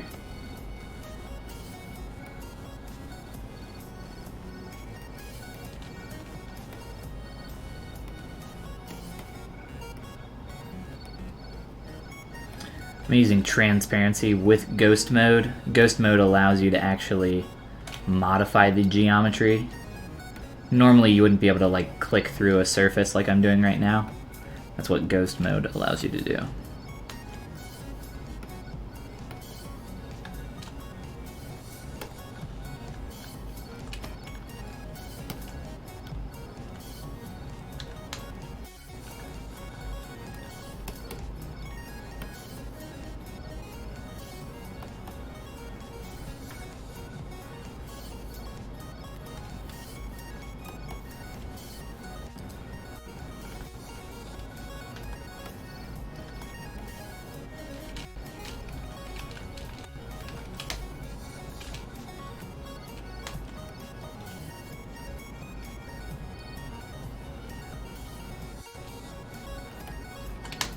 Also need to figure out what I'm going to do with these brows. How much volume I want to get in here and how I want the surface to turn. I'm going to try just doing some pinching. Try to get this to turn a little bit more into a convex surface.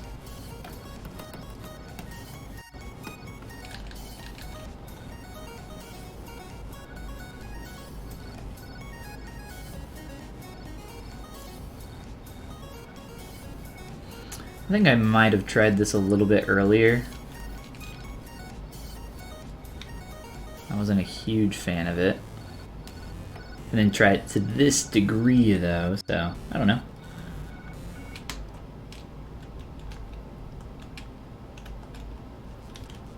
Continue pushing that.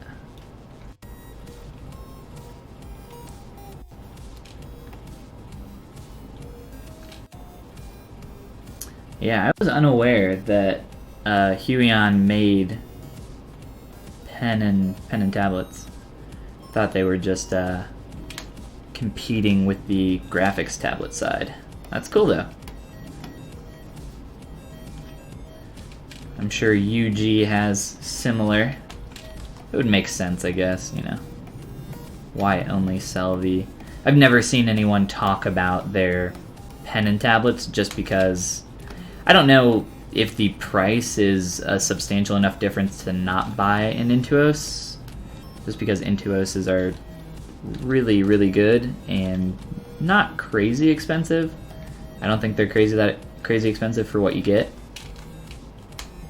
But, you know, I think a medium tablet you can maybe get for, I don't know. I thought they were like around 200. Intuos medium tablet. 200-ish, it looks like. That's the Intuos Creative. This is, okay, here's the medium one. This is different than what I am talking about. Old version. Here. Intuos. This one. This is the small.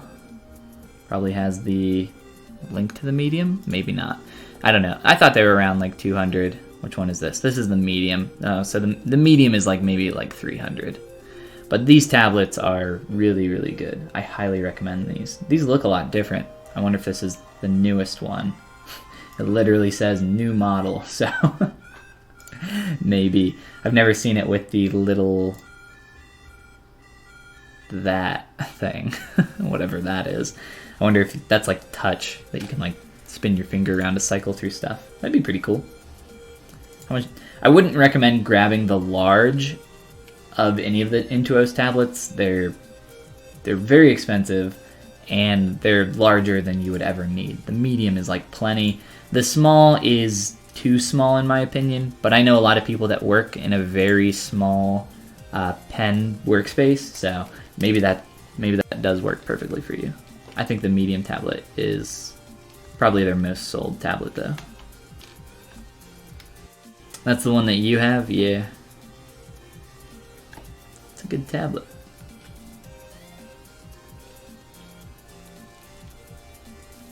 Yeah, 300-ish it was looking like.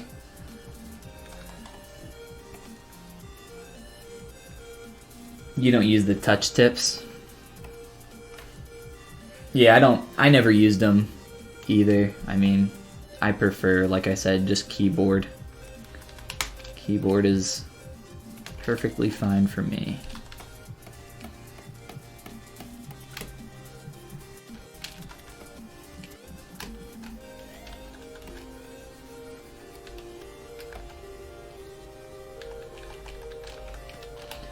So I'm starting to get a lot of stretching around these places, and I know I have some really hard shapes in my surface, but that's okay. The main reason that I've done these really hard shapes is just so I can transition the form in a little bit. But I am starting to get a lot of pinching around these areas, so I will be remeshing this in a little bit. I'm trying to decide. Whoops.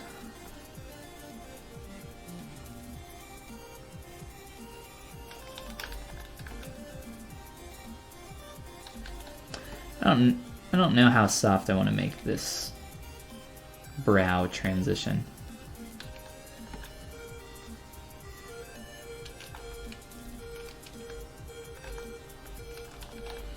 Alright, let's Dynamesh this face. Get rid of all that pinching.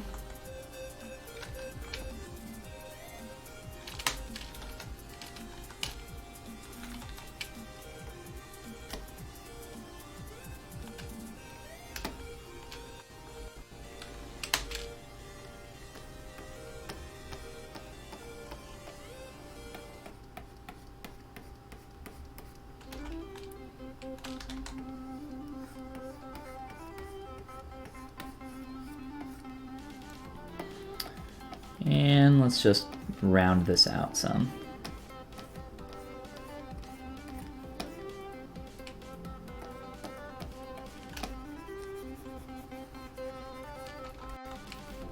Keep that a little messy. Maybe try pushing some of the face back, kind of just like mask around here and then push some of the rest of this back a little bit so we can accentuate the brows more. And then maybe sculpt in some more volume around here. Let's see.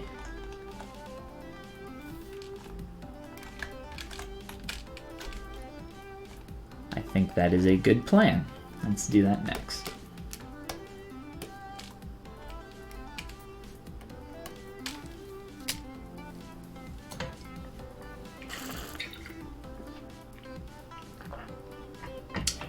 Your monitor tablet, you just got a UG tablet, isn't that right, Engine? I think is what it was.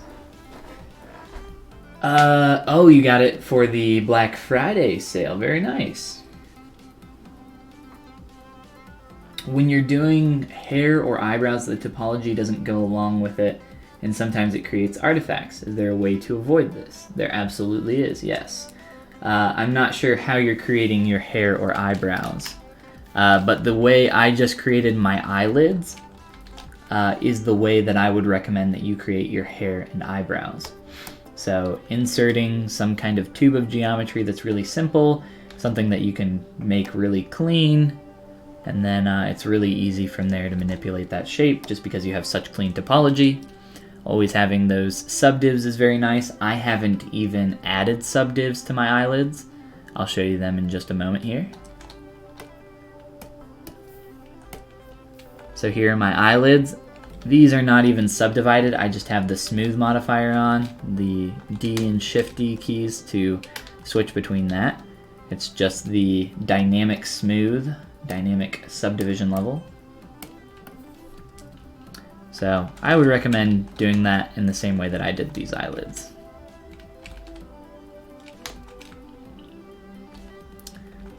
Let's see, I'll spend a little bit more time working on some of this stuff, and then I think we're gonna maybe start doing some more stuff with color.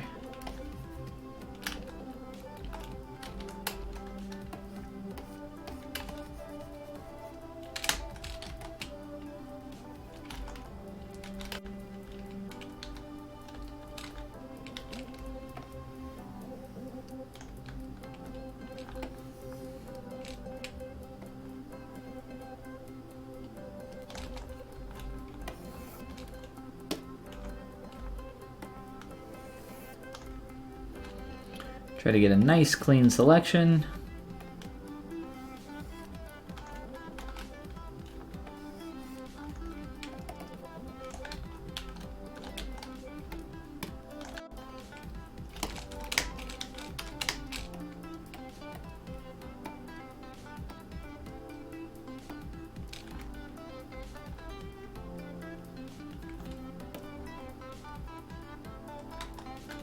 I want to make sure that I just have a little bit more of that correct head shape in there.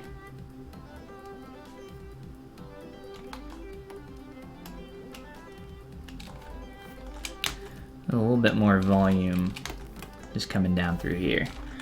Obviously we're way off stylistically since we're going for that more of a stylized look now. But just trying to get some of that stuff in there. Still a good idea. Like I said, it's been a little bit of a balancing act trying to jump between those two.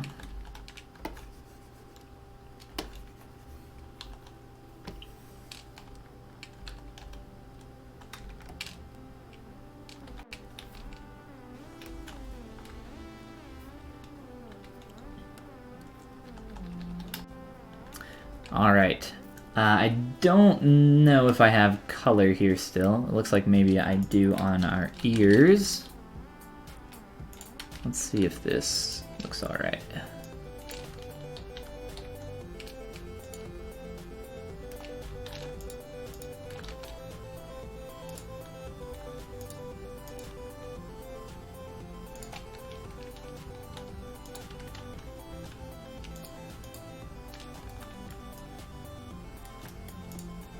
And I'll probably start doing some variation in here. In terms of fur, what I plan on doing, I have a few different ideas for what I'm going to do here. Let's see if I have my slash brush in here. I don't think I have the correct slash brush. I want my slash 2.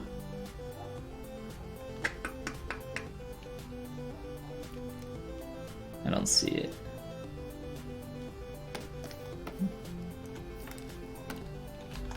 This might actually be it. So, let's see.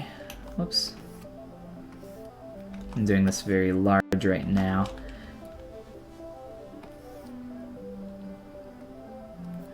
There's a lot of variation that we can do here in terms of stylistic fur. I was thinking about maybe using this brush. I've done a lot of stuff with different styles of fur in the past.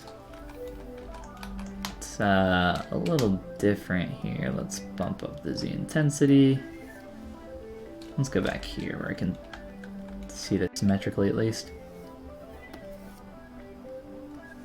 See more of it really quick.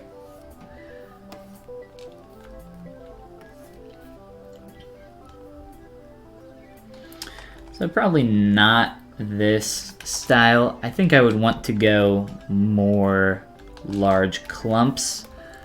I don't think yeah, I can't really show that one off. If I find an example, I'll show you guys, but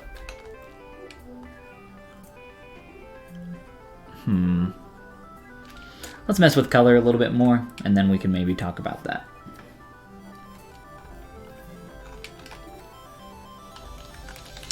I'm just going to use my standard brush as a paintbrush here. And let's see. Darken up some areas around the eyes, which we talked about doing.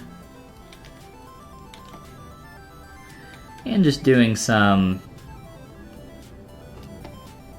a little bit of variation here and there. Maybe some lighter areas as well.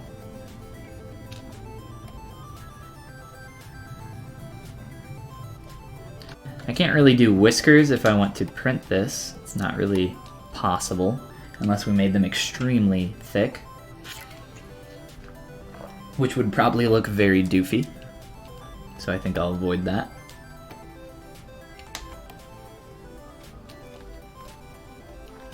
So when I'm blocking out paint, whether it's on a human face or a dog like what I'm doing right now, a lot of the time I will start off by doing these large kind of sweeping strokes, getting some different variations in there.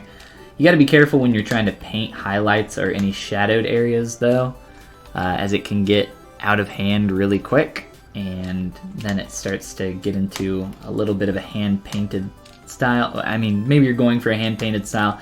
A lot of the time I'm not though. I'm just trying to get some decent quick poly paint on here. Not a ton of variation, but depending on how much painting you do for shadows and highlights, I think it's really easy to push it too far, too fast. Like if you're doing stuff with nostrils and you paint in the nostrils to be black or a lot darker, I think that stuff starts to look pretty weird. I'm not a huge fan of that. I think you can do it well, but a lot of the time I just don't like the effect. So starting off, just do some quick rough base colors, get some different variation in there, something like this. And if you do what I do and you push it a little bit too far, it's really easy to knock that back. Hold on.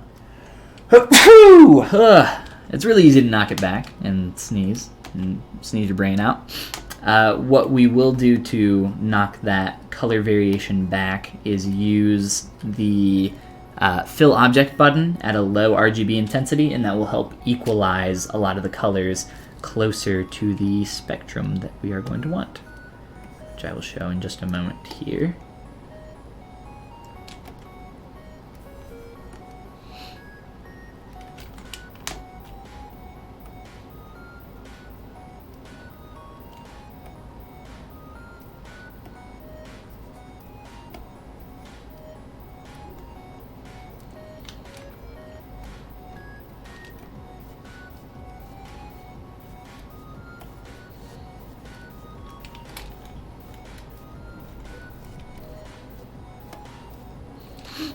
And you'll see why I'm exaggerating this as well. Alright, so let's sample something here. RGB intensity pretty low. And then we'll just start knocking all that back down and equalizing out a lot of that color. I'll also do the same thing over here on the ears. Very low RGB intensity. This slider, essentially when using the fill object, think of that as filling in 8% or whatever number you have that set to percent of the color that you have selected. It's a good way to think of it.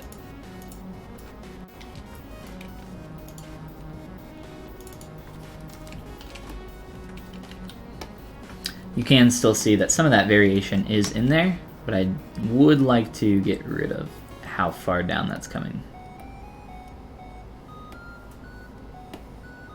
I do want a little bit more, dark colors around the eye. Not to the degree that I had initially though. Just a little bit, peeking through. Ends up working pretty well. And let's just clean up some of that. And some weird strokes through there. Not too difficult to clean up though.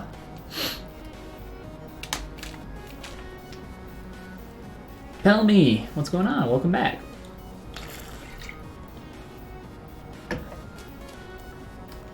Alright. Now that Pelme's here, the real party. The real party can start.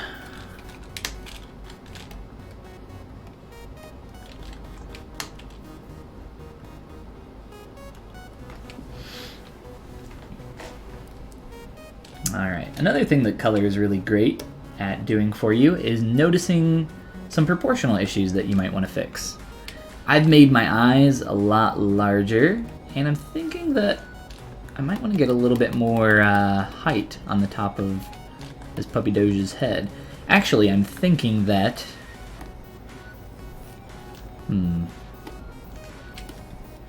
Let's try just pulling up this entire area instead. Let's just, the whole thing. Eyes and all.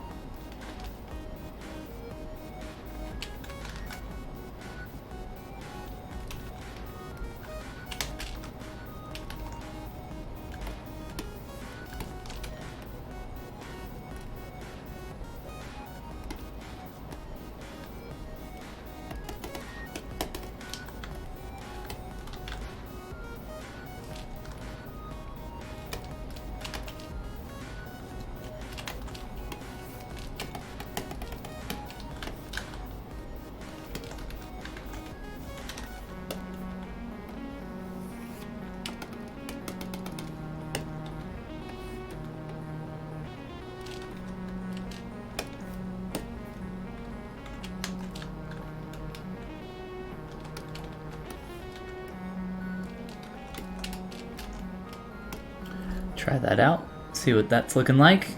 Shift all that stuff up. I'm liking that a bit more. It feels a little bit more within the character, within our concept. And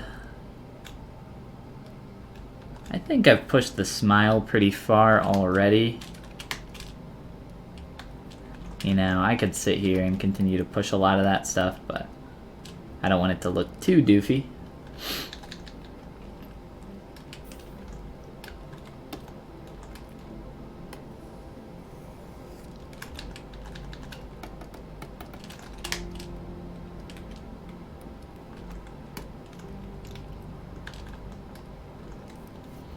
Alright, so in terms of fur, trying to think if I have any good examples. Something recently. Nothing that I can really show, but we will probably treat it similar to almost what I've done with these feathers. It will be somewhat of a similar technique. We're going to try using an insert mesh and see how that goes. Mainly around the neck, but let's just go ahead and start doing this and see what we can do. Let's just duplicate our head, easy enough, and then I'm going to use that duplicated head to insert geometry on top of. So I could make a brand new fur brush for us. It wouldn't really be that hard. I think instead that we should just start off by using the curve tube snap brush and maybe just start there and see what we can do. Let's just maybe start adjusting some of the settings and see what we can come up with. Probably use our curve modifiers to change the size here and start getting a little bit of a fall off. And probably I would like to do some creasing with these shapes, and I would like to make a lot of these quite a bit larger. Let's just start here. Let's get a few of these and see what we can do.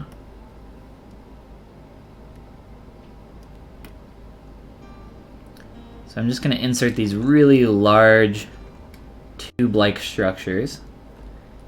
And if you've ever done hair this way, then you're probably familiar with what I'm going to do as we move forward. These are just going to be the base for our fur.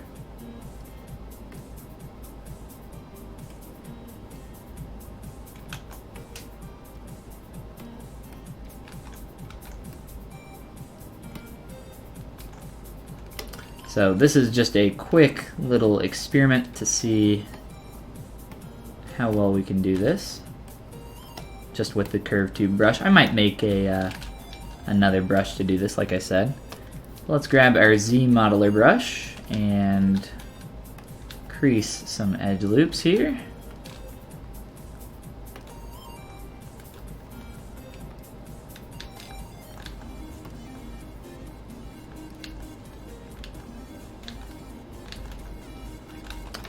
And then let's just use these shapes and start manipulating with our move brush. And probably a little bit of transpose as I start creating these large swaths of fur.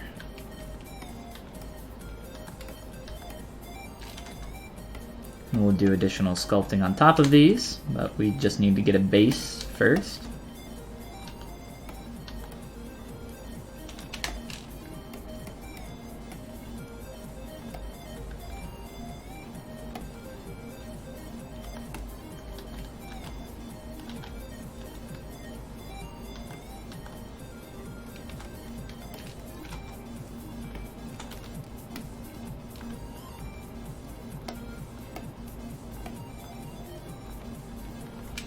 Resnor, what's going on? Running into issues with polypaint while Spotlight is on. If Spotlight is on, I cannot paint on the model. I already know what the issue is, but yes. So you have to turn off your reference to paint.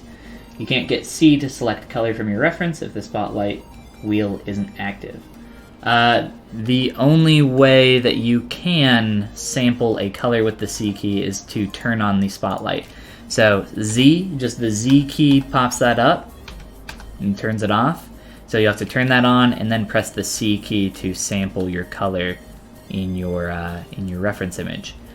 The reason that you cannot paint and probably sculpt as well while you have your spotlight on is because you need to turn off spotlight projection.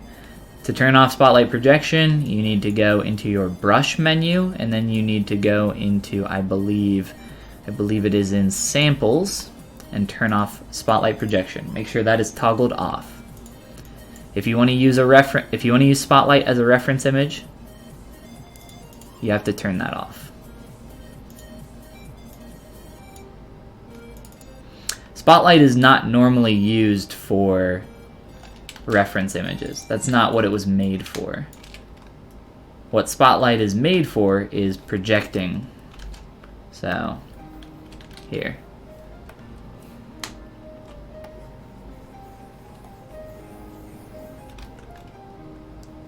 That is what Spotlight is supposed to be for projecting polypaint as well as form onto your 3D models. There we go, now he's got a tattoo of himself. You can also, turn down your opacity and work with it this way. This is how you would normally do something like this.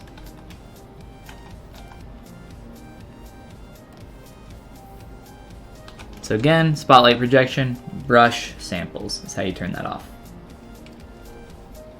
Absolutely. Happy I could help. Hair is the bane of your sculpts. I hate doing hair. Yeah, it can be fun.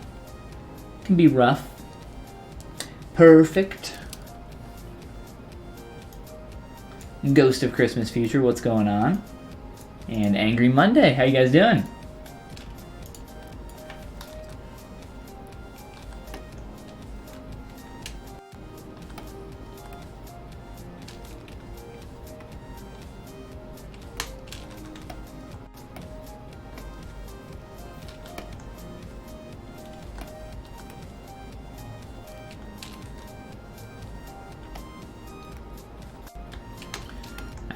So we are going to use these shapes, again, to start blocking out some fur.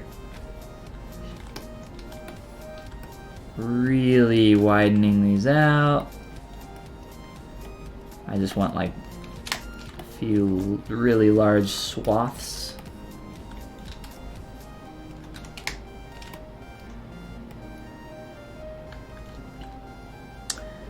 And I kind of want to connect all of these a little bit, if I can stretch them out that far.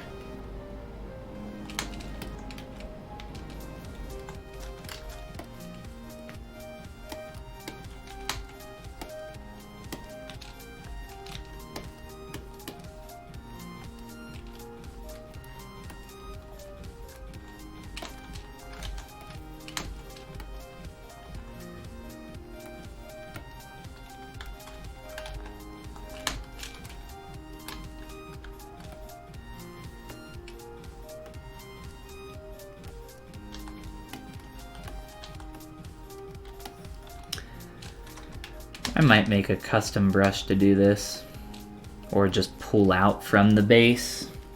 Yeah, let's do that. This is gonna take too long to connect those. So instead, what I will do, I have duplicated my head, and I'm gonna use that to make the fur.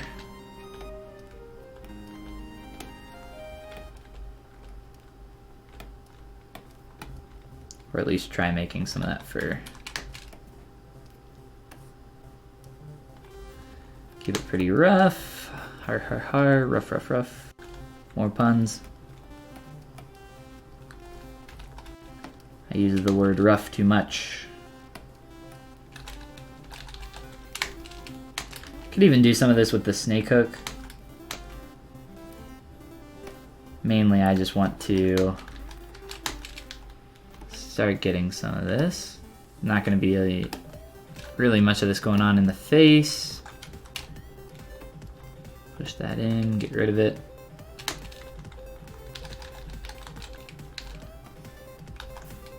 Give me my sharp soft edge brush and start getting some kind of flow here. Play with this.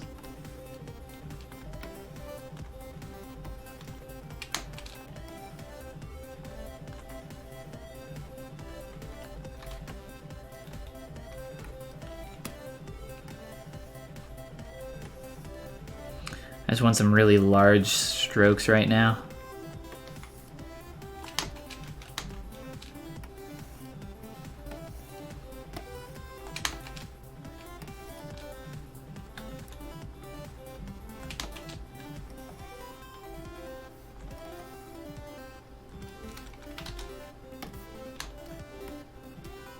And I'm going to be dynameshing this in just a moment.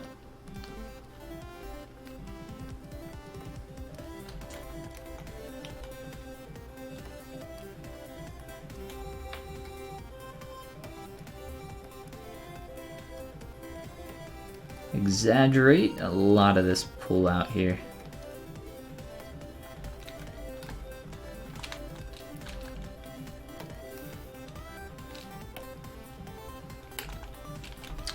And let's just dynamesh maybe around 400.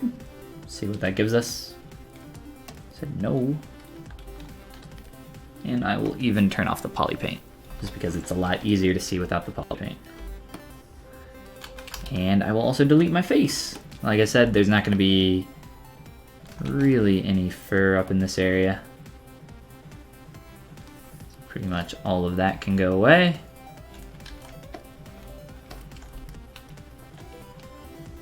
And we will start working this fur some more. Start working the fur. Things are going great, man. Thanks for asking. As long as I'm sculpting, I'm happy. Big Kid and Paws, welcome. How you doing? Let's see. Talking about your at least a sculpt a day for 100 days practice the other day. Yes, I was. I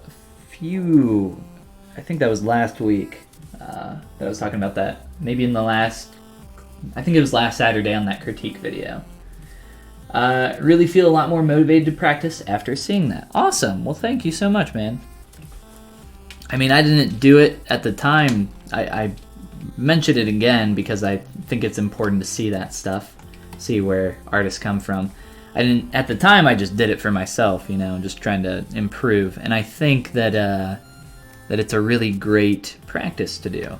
If you are at a point where you just really need to put in that mileage. Like, why doesn't my stuff look as good as somebody else's stuff? It's like, just put in the mileage. It's really that simple. It's not a, there's no secret. There's no secret to the process other than putting in the work. Put in the work and you will get there. I'm going to remesh this because it's going to be very hard to work with. And I can't really make fur with the way this is shaped right now. I might have, I think I saw an example on ArtStation recently of kind of what I'm picturing for how I want to do this. Let me see if I have it. I thought I liked the image so that I could check it out later. I guess not. That sucks. Maybe I saved it somewhere. 1 second here. Oh, yes.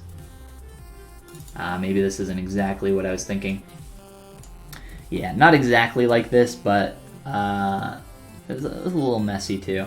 But a little bit more in that direction, to where we're starting to get these kind of hair clumps. This is a sculpt by Borislav Kachasky.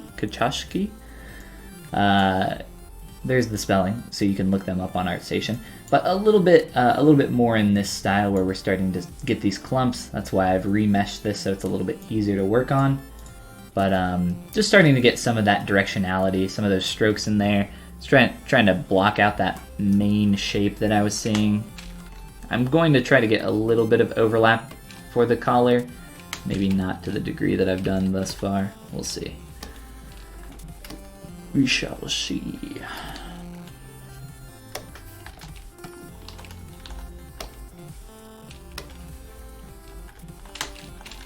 Alright, I need to really start getting some of this form in here. Let's keep doing that.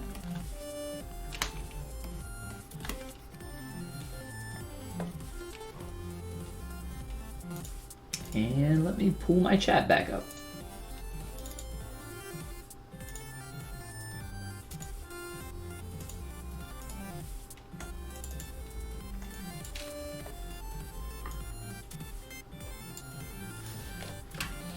Now, Angry, or no, that's not Angry Monday. Ghost of Christmas Future. You can't do cat puns when I'm sculpting a dog. Come on, you know better. Only puppy puns. Puppy puns only. It's the rule. Alright, so to start getting closer to the shape that I want, I think I'm really going to have to... I'm thinking maybe we could create a VDM for this shape so that we really only have to sculpt one, so we don't have to sit here and, you know, mask and pull out a shape and get... It could be a little tedious depending on what scale we do this at. This is the basic kind of stuff that we're going to be looking for.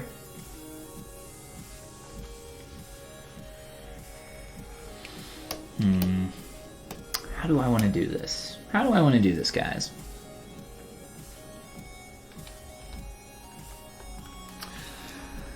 I'm thinking a VDM might be a good idea, especially since we haven't done any VDMs on stream in quite a while. I think that would be nice to see. I just don't want them all to look exactly the same.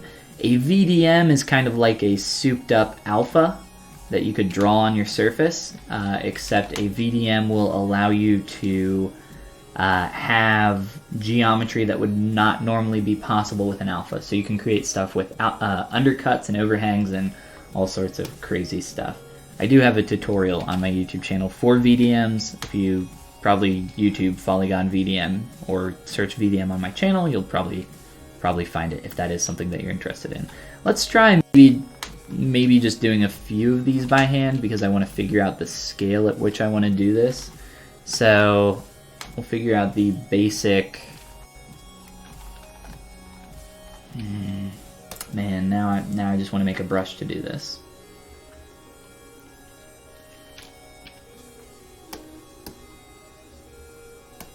Let's look at this. Let's look at this from a couple different ways. I don't want to waste a ton of time doing this in multiple ways. I just want to figure out something that I like and go with that.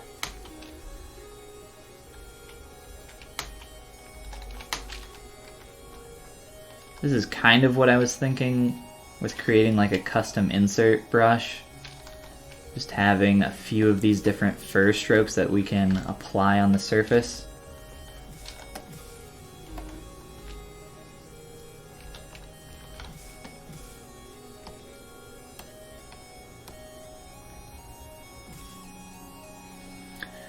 This would definitely be the most efficient way, I think, out of the few different ways that I'm thinking that we could do this. I believe that this would be the most efficient way. Because we can start with pre-made shapes for the fur, and then it wouldn't be too hard to add variation after the fact. And I've done this many times before, and I've done it in a lot of different ways. I kind of prefer this method as well, so again, maybe we'll try this. Now with something like this, if I'm going to be inserting this on the mesh, I need it to kind of flow and taper out. I'm going to need a lot of these. I'm thinking maybe like 3 to 5 different pieces of hair that I can insert and flow together to create a unique shape.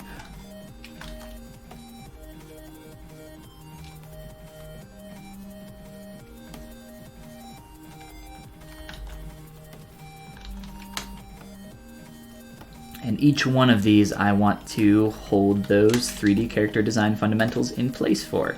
So I'm thinking about straights versus curves. So I'm going to have one side that is a little bit more visually interesting than the other, a little bit more curvilicious, as Fergie would say. We'll try to get that in there. This is just going to be one of these.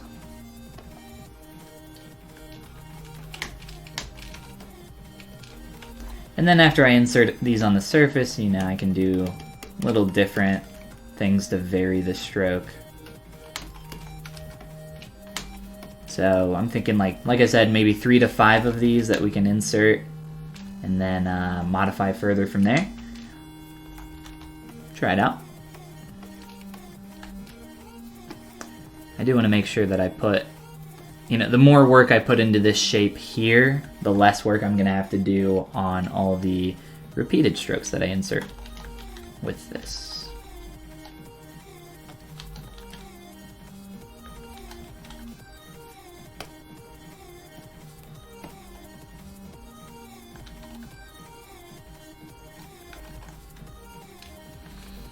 It's terrible, terrible geometry. Try that remesh again.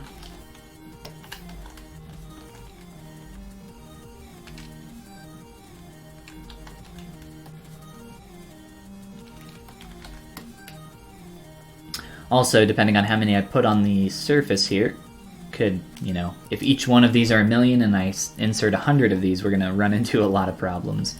So I will want to keep the poly count pretty low. Not that I would ever make this quite as high as I just exaggerated there with that example, but still, the lower the better.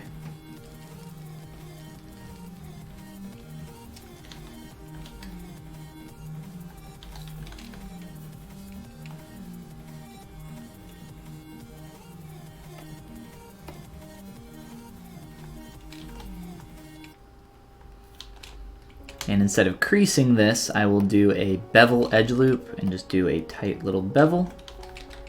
And that will help retain that edge. And to clean this up further,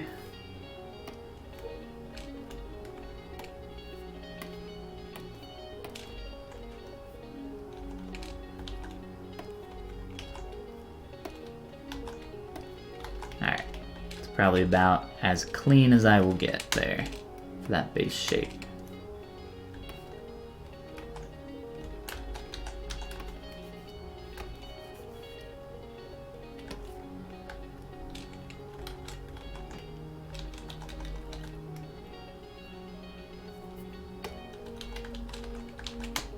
Kind of messed up my bevel.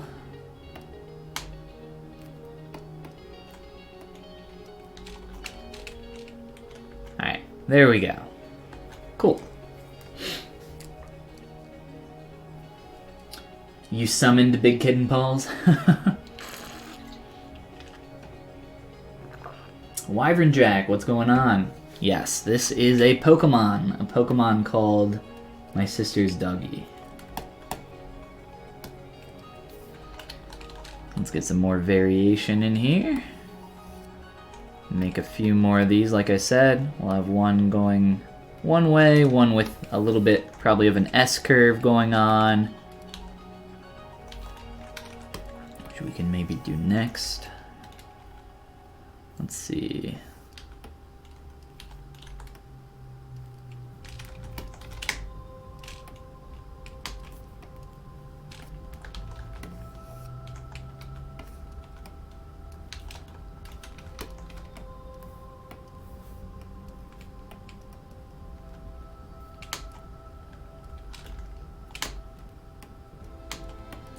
I'm going to keep these relatively flat as well. I think it's going to be easier depending on the curve of the surface to adjust those individually. I think setting that up for each one will be, I think it would be stupid to do it now.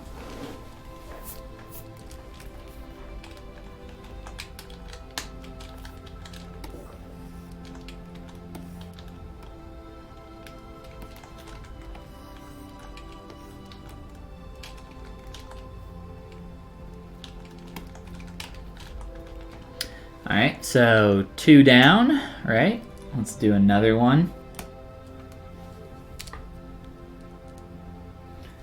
Trying to sculpt, but keep finding ways to get distracted. Sounds like you don't want to sculpt, maybe. And there's nothing wrong with that.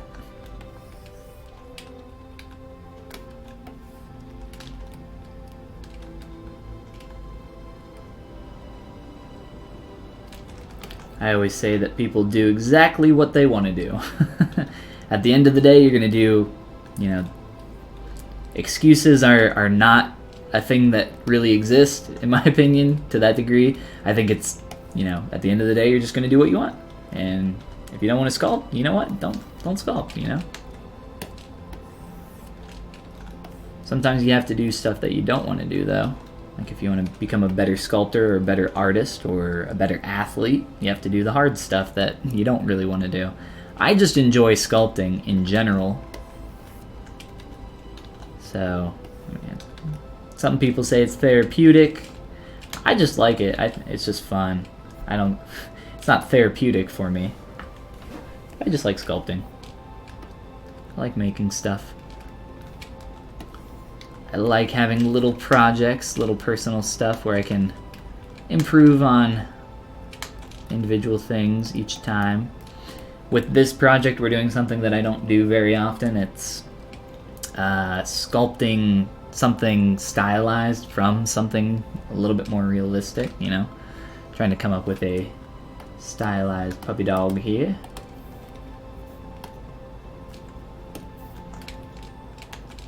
So now I'm starting to head into a direction of fur. I'll think about that a little bit more. Fur is definitely fur and hair, you know. Fur, hair, water, cloth, all that stuff is pretty tough. There's a lot of different ways that you can do cloth. There's a lot of different ways that you can do hair.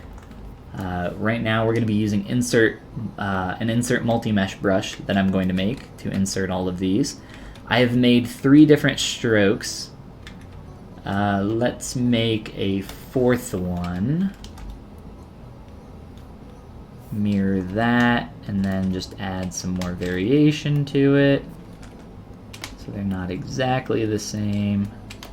And then maybe do like a straight one or something that we can just have. Or at least maybe like a little bit straighter.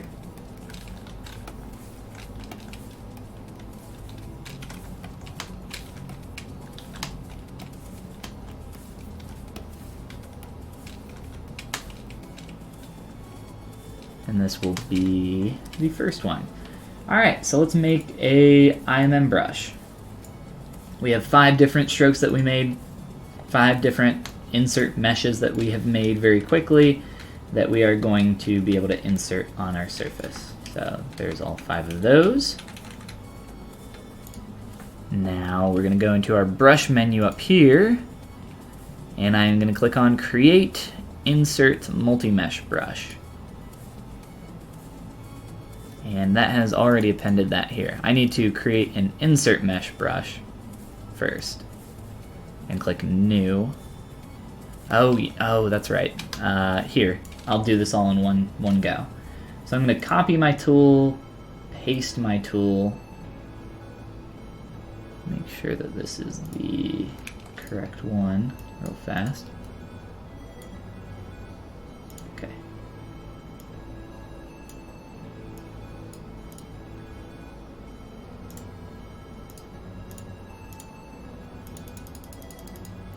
I'm going to delete all of this garbage that I don't need. So now I just have these different hair strokes, and now I will click on Create Insert Multi-Mesh. You can create a mesh and then just append each one individually. This is just like a little bit of a faster way to do it. So now I have a brush with all 5 of those strokes in it. Yay! And I can save this out if I want to save this tool. Whoops, I'm just going to delete all that. Probably what I'll do instead is just keep these in my scene down below for a little bit, and then delete them after I don't need them anymore. But I will save this brush, so I'm going to save as. Or actually, let's do some tweaking to the brush first, because I'm sure that needs to happen. I'm sure there are some depth changes that we need to make here. So we'll insert one of those. We do want to go to our brush depth. We'll pull that down to maybe like -3-ish. Yeah, that looks good. Let's try out a few more strokes, just seeing how that looks. Oh, I need to change the depth on each individual stroke. That's no fun. Let me do that real quick. It's like right around -3. Once we save this, we'll never have to do this again. And this is the main thing that I just need to change. I think most of the other stuff is probably fine. Is that all of them? The first one.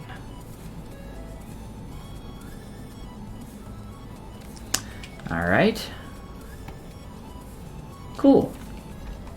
I'll undo all of that. And then I will go into my brush menu here and just click on Save As for my current brush. And I'm just going to save that in my folder that I'm working off of and just call it Insert Fur Brush. Sure. Sounds good to me. Cool. Now we have a fur brush that we can use to make some fur.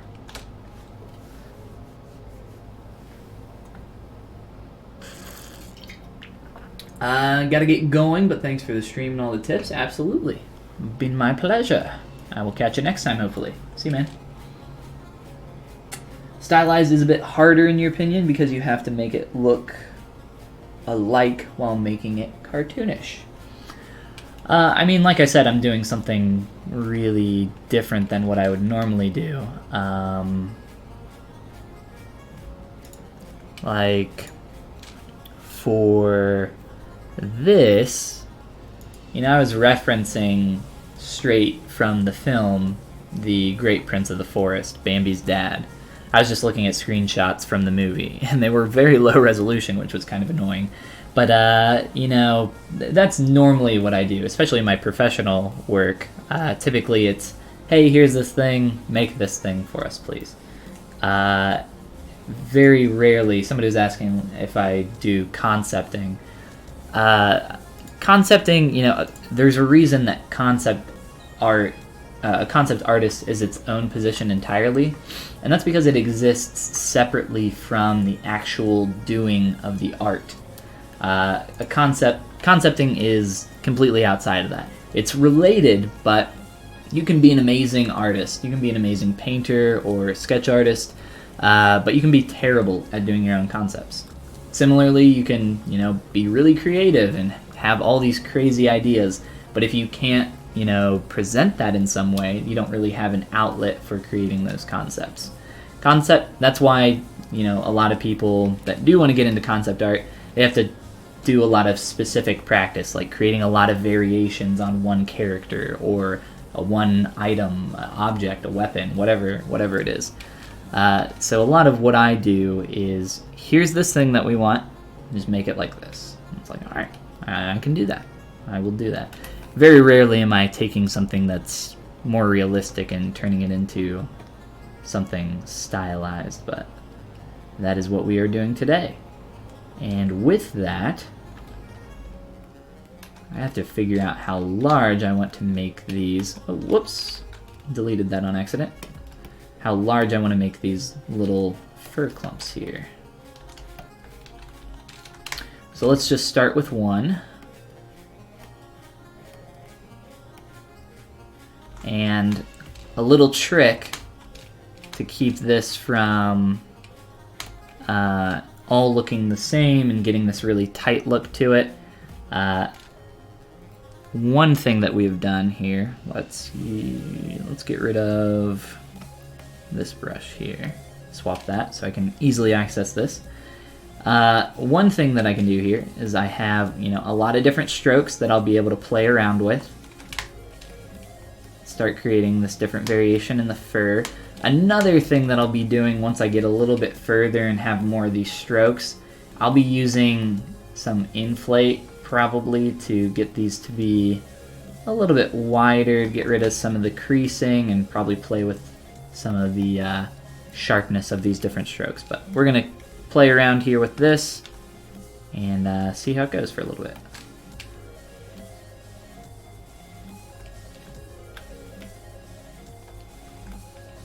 I'm trying to decide on how I would like to scale these. I'm going to do a lot of variations in scale.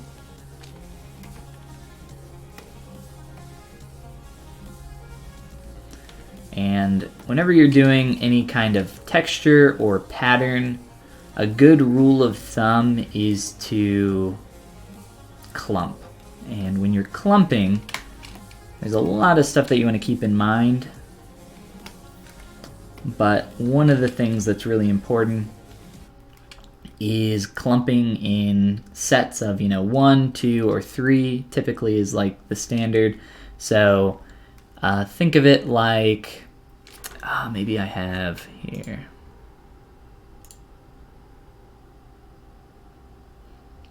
So for something, this is maybe not a great example, but I did these like little blurred like particle effects on the background of this just really quick, just added some points, added some Gaussian blur, did this in Photoshop really fast for these specific like little balls of light. But clumping like 2 every so often or 3 in a specific pattern, it can just help keep it looking, very sporadic and all over the place. I'm gonna do that a little bit here with the fur as well. So I've done a clump of 4 here, but I have 2 and 2 together just to make it a little bit more clean. I'm going to be layering a lot of this stuff and playing with this just to find something nice. And I don't know how much we're going to overlay here on the collar, but we'll play around with that. And I'll be adjusting and moving a lot of this stuff around, playing with scale. But we just want to do a little patch here so we can figure out how large we want to make these and how much we can get away with just blending them all together. I might be able to just create a little patch here and then duplicate that, which would be nice. And we don't have to do quite as much.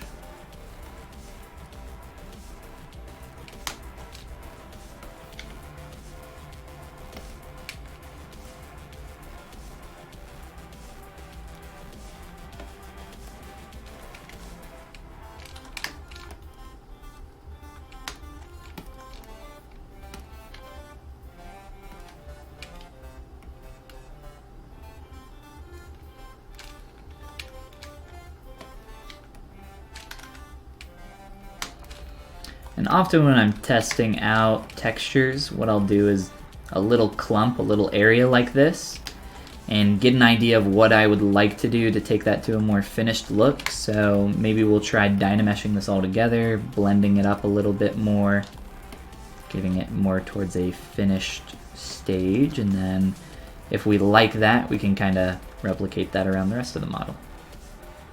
But just doing a little area like this is always a good idea. Test it out, see if you're liking it. I don't like that stroke. I don't really like the straight one at all. It's good to have a base in there.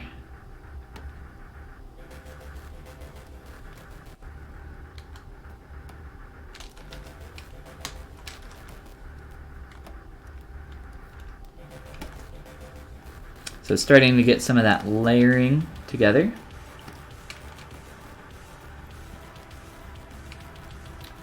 Maybe overlaying the collar a little bit, playing with that.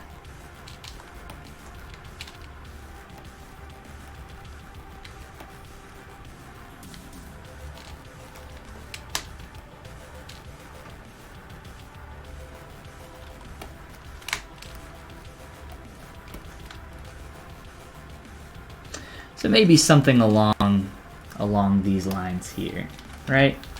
So maybe we can duplicate this a few times, or duplicate it once. Maybe play around with just merging it all together even. Maybe try softening that.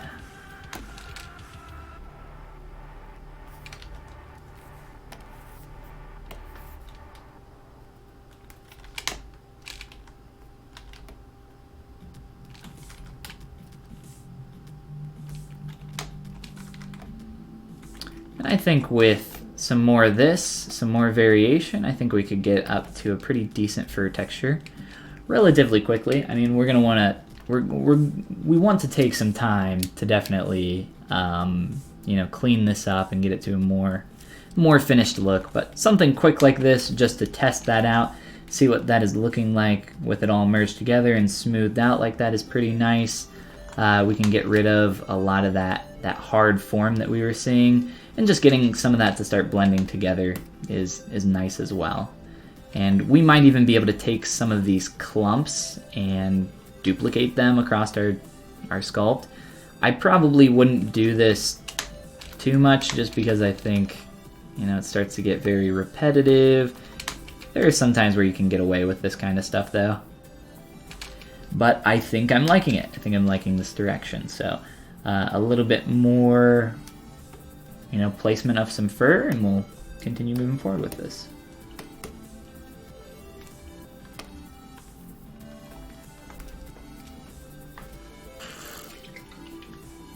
Yes, a little bit further. Correct. If you want to get good at making faces, should I just keep making faces till I get them right? Or try making a full body and faces in addition? Depending on kind of where you are in your ability, I think it depends. I think mileage is definitely the answer for most things. I think you should be trying to do as much work as you can. I think the answer is obvious. Think of it as you're running a mile in 10 minutes, but you have a goal of running a mile in 9 minutes. How do you run a mile in 9 minutes when you're running a mile in 10 minutes? Run more. So I think if you sculpt more faces, I think you will get better at making faces. I think just sculpting in general, if you sculpt a ton of faces and you're really just not having a good time, things aren't looking the way you want, I definitely know what that feels like. And I think maybe switching gears and trying something else for a little while is going to help you out. I think just sculpting in general is definitely the answer there. So if you sculpt like 100 faces and you think, wow, I've been doing so many faces and I feel like I haven't improved that much, you probably have. Just take some time, look back through your past creations, I guess. And I think that's also really important. Looking back through that old stuff is often very helpful. But yes, lots and lots of sculpting is the answer. Look at what other artists are doing. Find some artists that you really like. Try to copy what you see them doing. You could try to do what's called a master copy instead of doing a master copy of a traditional old sculpture. If there's somebody that you really like over on ArtStation, like, let's see, what's a dope sculpt here of Arnold Schwarzenegger. Here we go. So if you really, I want to be able to sculpt stuff like this, I mean, try to copy this as best as you can, if this is something you want to do, or if there's, some stylized character or whatever. If you're struggling with converting 2D to 3D, you might not want to try taking something from 2D to 3D. You might want to try copying something that's already 3D, like I said, and just try to learn as much as you can from that stuff. But yes, I think sculpting in general, getting that mileage up, is going to help you out.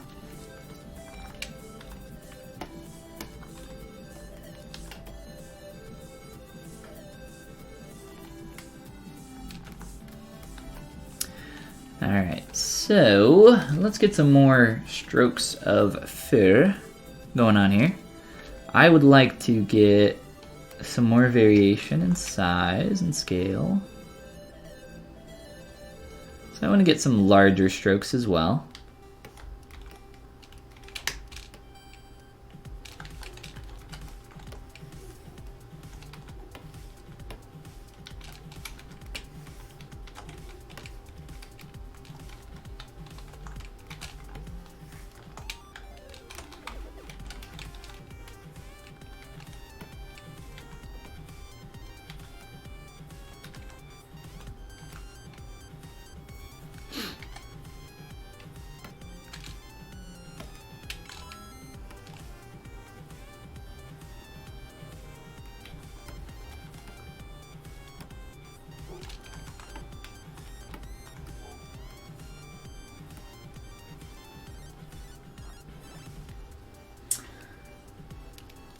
Just curious if you should skip making bodies plus faces and focus more on faces and maybe a tiny bit of bust, trying to practice in faces.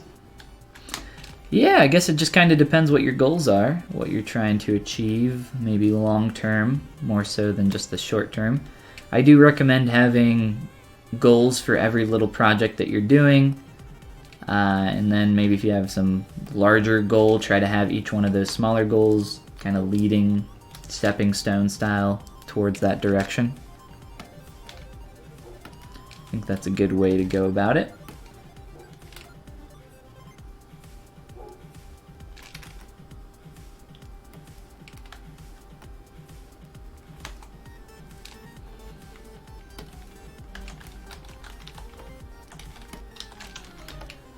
All of these have too many polygroups. Need to just auto groups this. Too hard to select stuff quickly.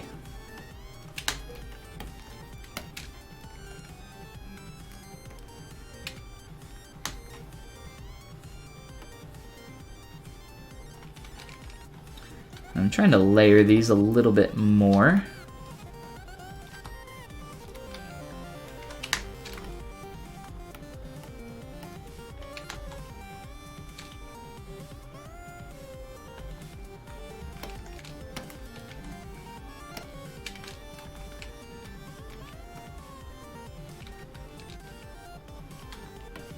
And remember, I'm going to be merging a lot of this together later, so it ends up creating that that kind of blended look between them instead of being quite as harsh. That's why I have these beveled edges that create this tight top edge here. It helps out in retaining that shape a little bit more once I go to smooth that later.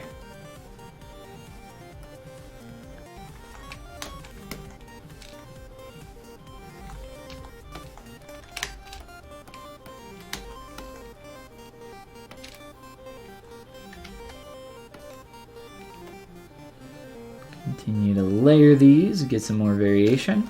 This is all a pretty repetitive process. It's kind of like a puzzle in a way. You have to figure out how these are all gonna piece together. And it's kind of fun, but it is definitely tedious work. I mean, it's very repetitive.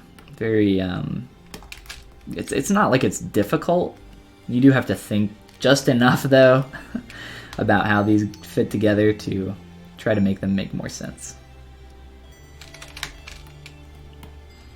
So in that respect, I think hair and fur can be pretty boring for a lot of stuff. When you're just sculpting it up from hand, when you're working on like a buck or something, I think that's always pretty fun.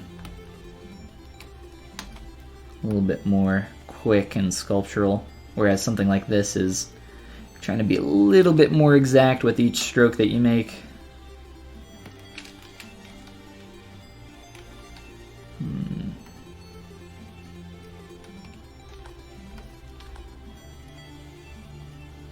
I'm trying to do the stuff around the bottom first because it's harder to tuck fur underneath the pieces that I've already made than it is to just overlay it on top.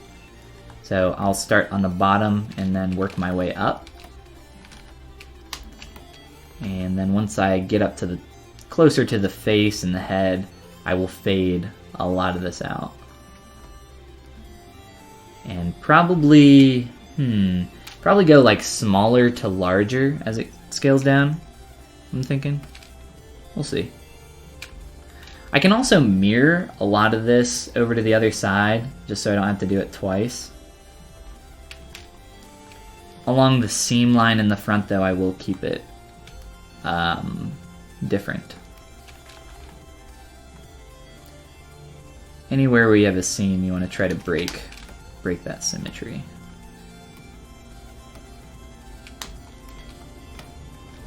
So mainly just using that insert fur brush that I made. Pretty quick little brush to make. And now just using my move brush to adjust these each stroke after I've kind of sat here and sculpted on it, or inserted a few of these. A little easier once you have a few in there to play with at once.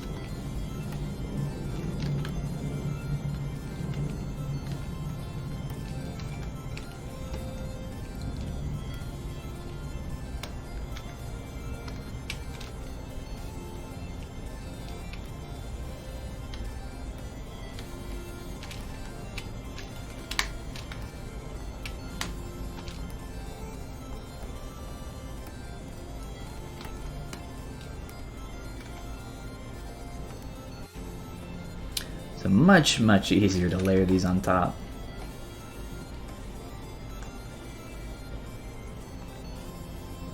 And all this is going to be blended together later. Let's do another quick test here, just so we can see what that'll look like on some of this.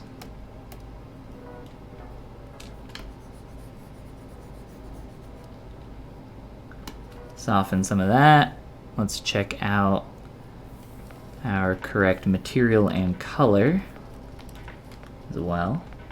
Yeah, I think that'll work. The only thing that I would want to avoid is a lot of the undercuts that I'm getting. So I would have to do something to draft these. Drafting is a pretty complicated process in terms of making sure that you're doing it correctly and knowing what you need to avoid. The only reason I need to draft on these particular strokes is because the hair gets a little thin down here. I would normally be concerned about drafting simply because of molding processes, getting a mold to lock up and breaking a piece off. But in this case, since we're only talking about 3D printing, that would be the main kind of concern there. So just thickening up some of those pieces, making sure that there's plenty of room there, and then we will continue to carry that up through the rest of that. But I think that is working out pretty well. I'm liking the direction here, and it'll look a lot better once we start getting more of those in place.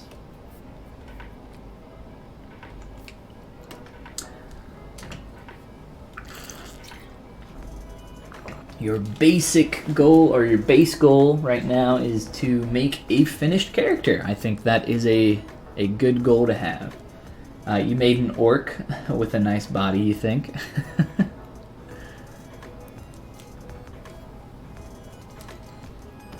Hopefully not a Kruger body. When, yeah, let's see here.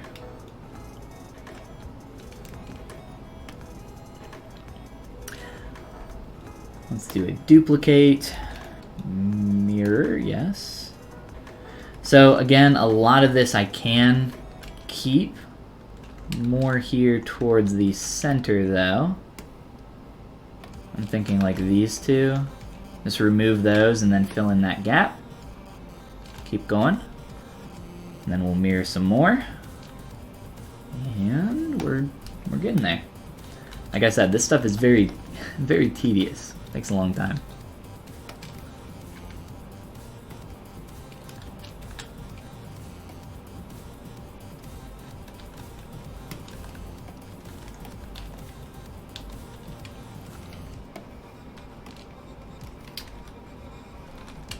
Got no hands? Oh no. That's no good. potentially be turned into nightmare fuel. So you've just sculpted a torso. Said no hands or legs, so classic Greek sculpture.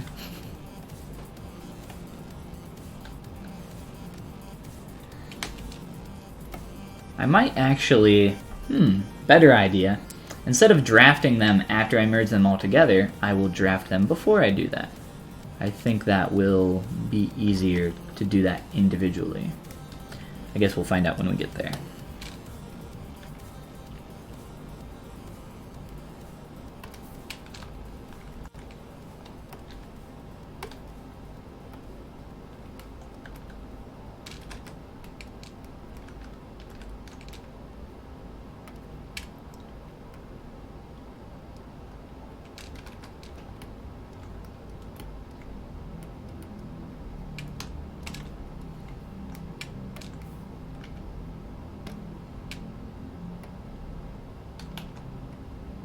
So many different ways to do fur and hair and everything else. It's just can be overwhelming, I think, when you're starting out. You know, there's always a million ways to do every single thing. It's just a matter of figuring out what works best for you. Definitely know what that feels like.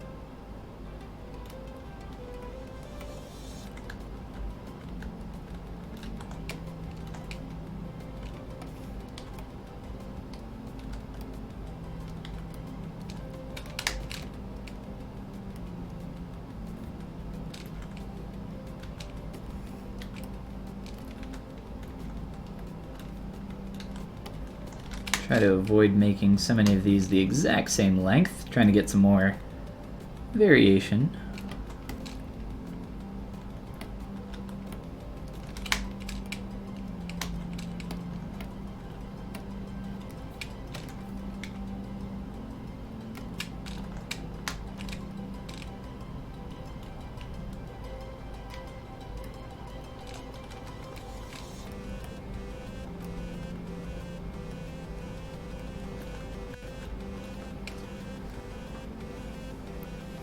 It is easy to turn things into nightmare fuel in ZBrush. Yes, it's much easier to sculpt garbage than than it is to sculpt well. I think it's, in my opinion, it's harder to make something. It's harder to sculpt something beautiful than it is to sculpt something that would maybe be in like a horror genre.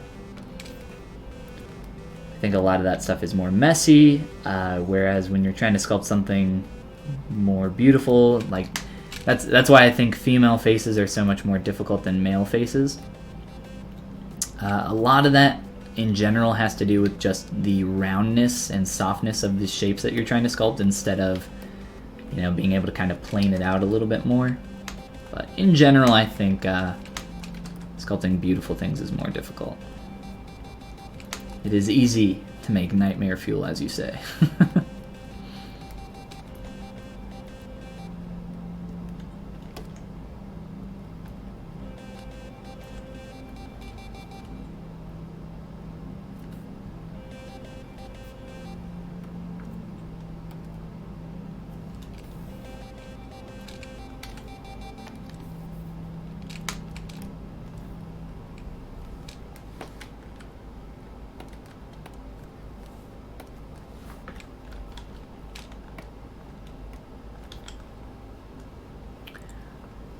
Getting there, building it up. Alright, let's see. Sculpt more ladies 2019, hashtag sculpt more ladies 2019. That's a very long hashtag. Let's see, 1 second here. Let me save this out. My throat is killing me, and I need to grab some lunch. I've already done my lunch crunch, in a way. And close that. Cool. Alright, so I've already mentioned my Gumroad. I'll just very quickly shout it out one last time. It's gumroad.com/Follygon. Courses, tutorials, mentorship, brushes, materials, base meshes, tons of great stuff on there, linked down below. And then if you guys are joining us a little bit late during the stream, my YouTube channel is where every single stream that I have gets uploaded. It gets uploaded within 24 hours after I'm done streaming.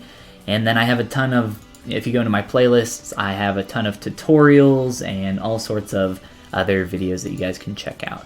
But I think that's going to be a good place for us to stop for today. And I look forward to tomorrow, where we'll be sculpting some more on our puppy doge here. And continuing with the fur, which I know is a little bit, I think it's a little bit boring. But come with some questions, come with an open heart. I don't know. Come with some questions, and I would be happy to answer whatever I can. I already saved that, so I think we're good. But again, tomorrow, noon EST, and I hope to see you guys there. I'm going to do what I always do here at the end, and find somebody that we can give a quick raid to. And if you guys know of any cool artists that are online that you guys follow, I would love to give them a raid. If not, I will find someone, choose someone at random. Maybe a sculptor. There's hardly ever any sculptors online. It looks like there's a cool painter on. Speak now or forever hold your peace.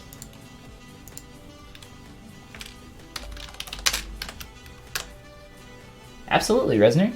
Yeah, it is my pleasure. Alright, guys. Sculpt streams don't seem to attract many. It's me. It's me, guys. Look, I didn't want to say it, but I'm just kidding. Alright. My stream is like completely frozen on my end. Hopefully we still good. Hopefully we're not frozen. Huh. I don't know. Alright. Well, that's all we got for today. Again, tomorrow, noon EST. I hope to see you guys there. Bye, guys. Have a great rest of your day.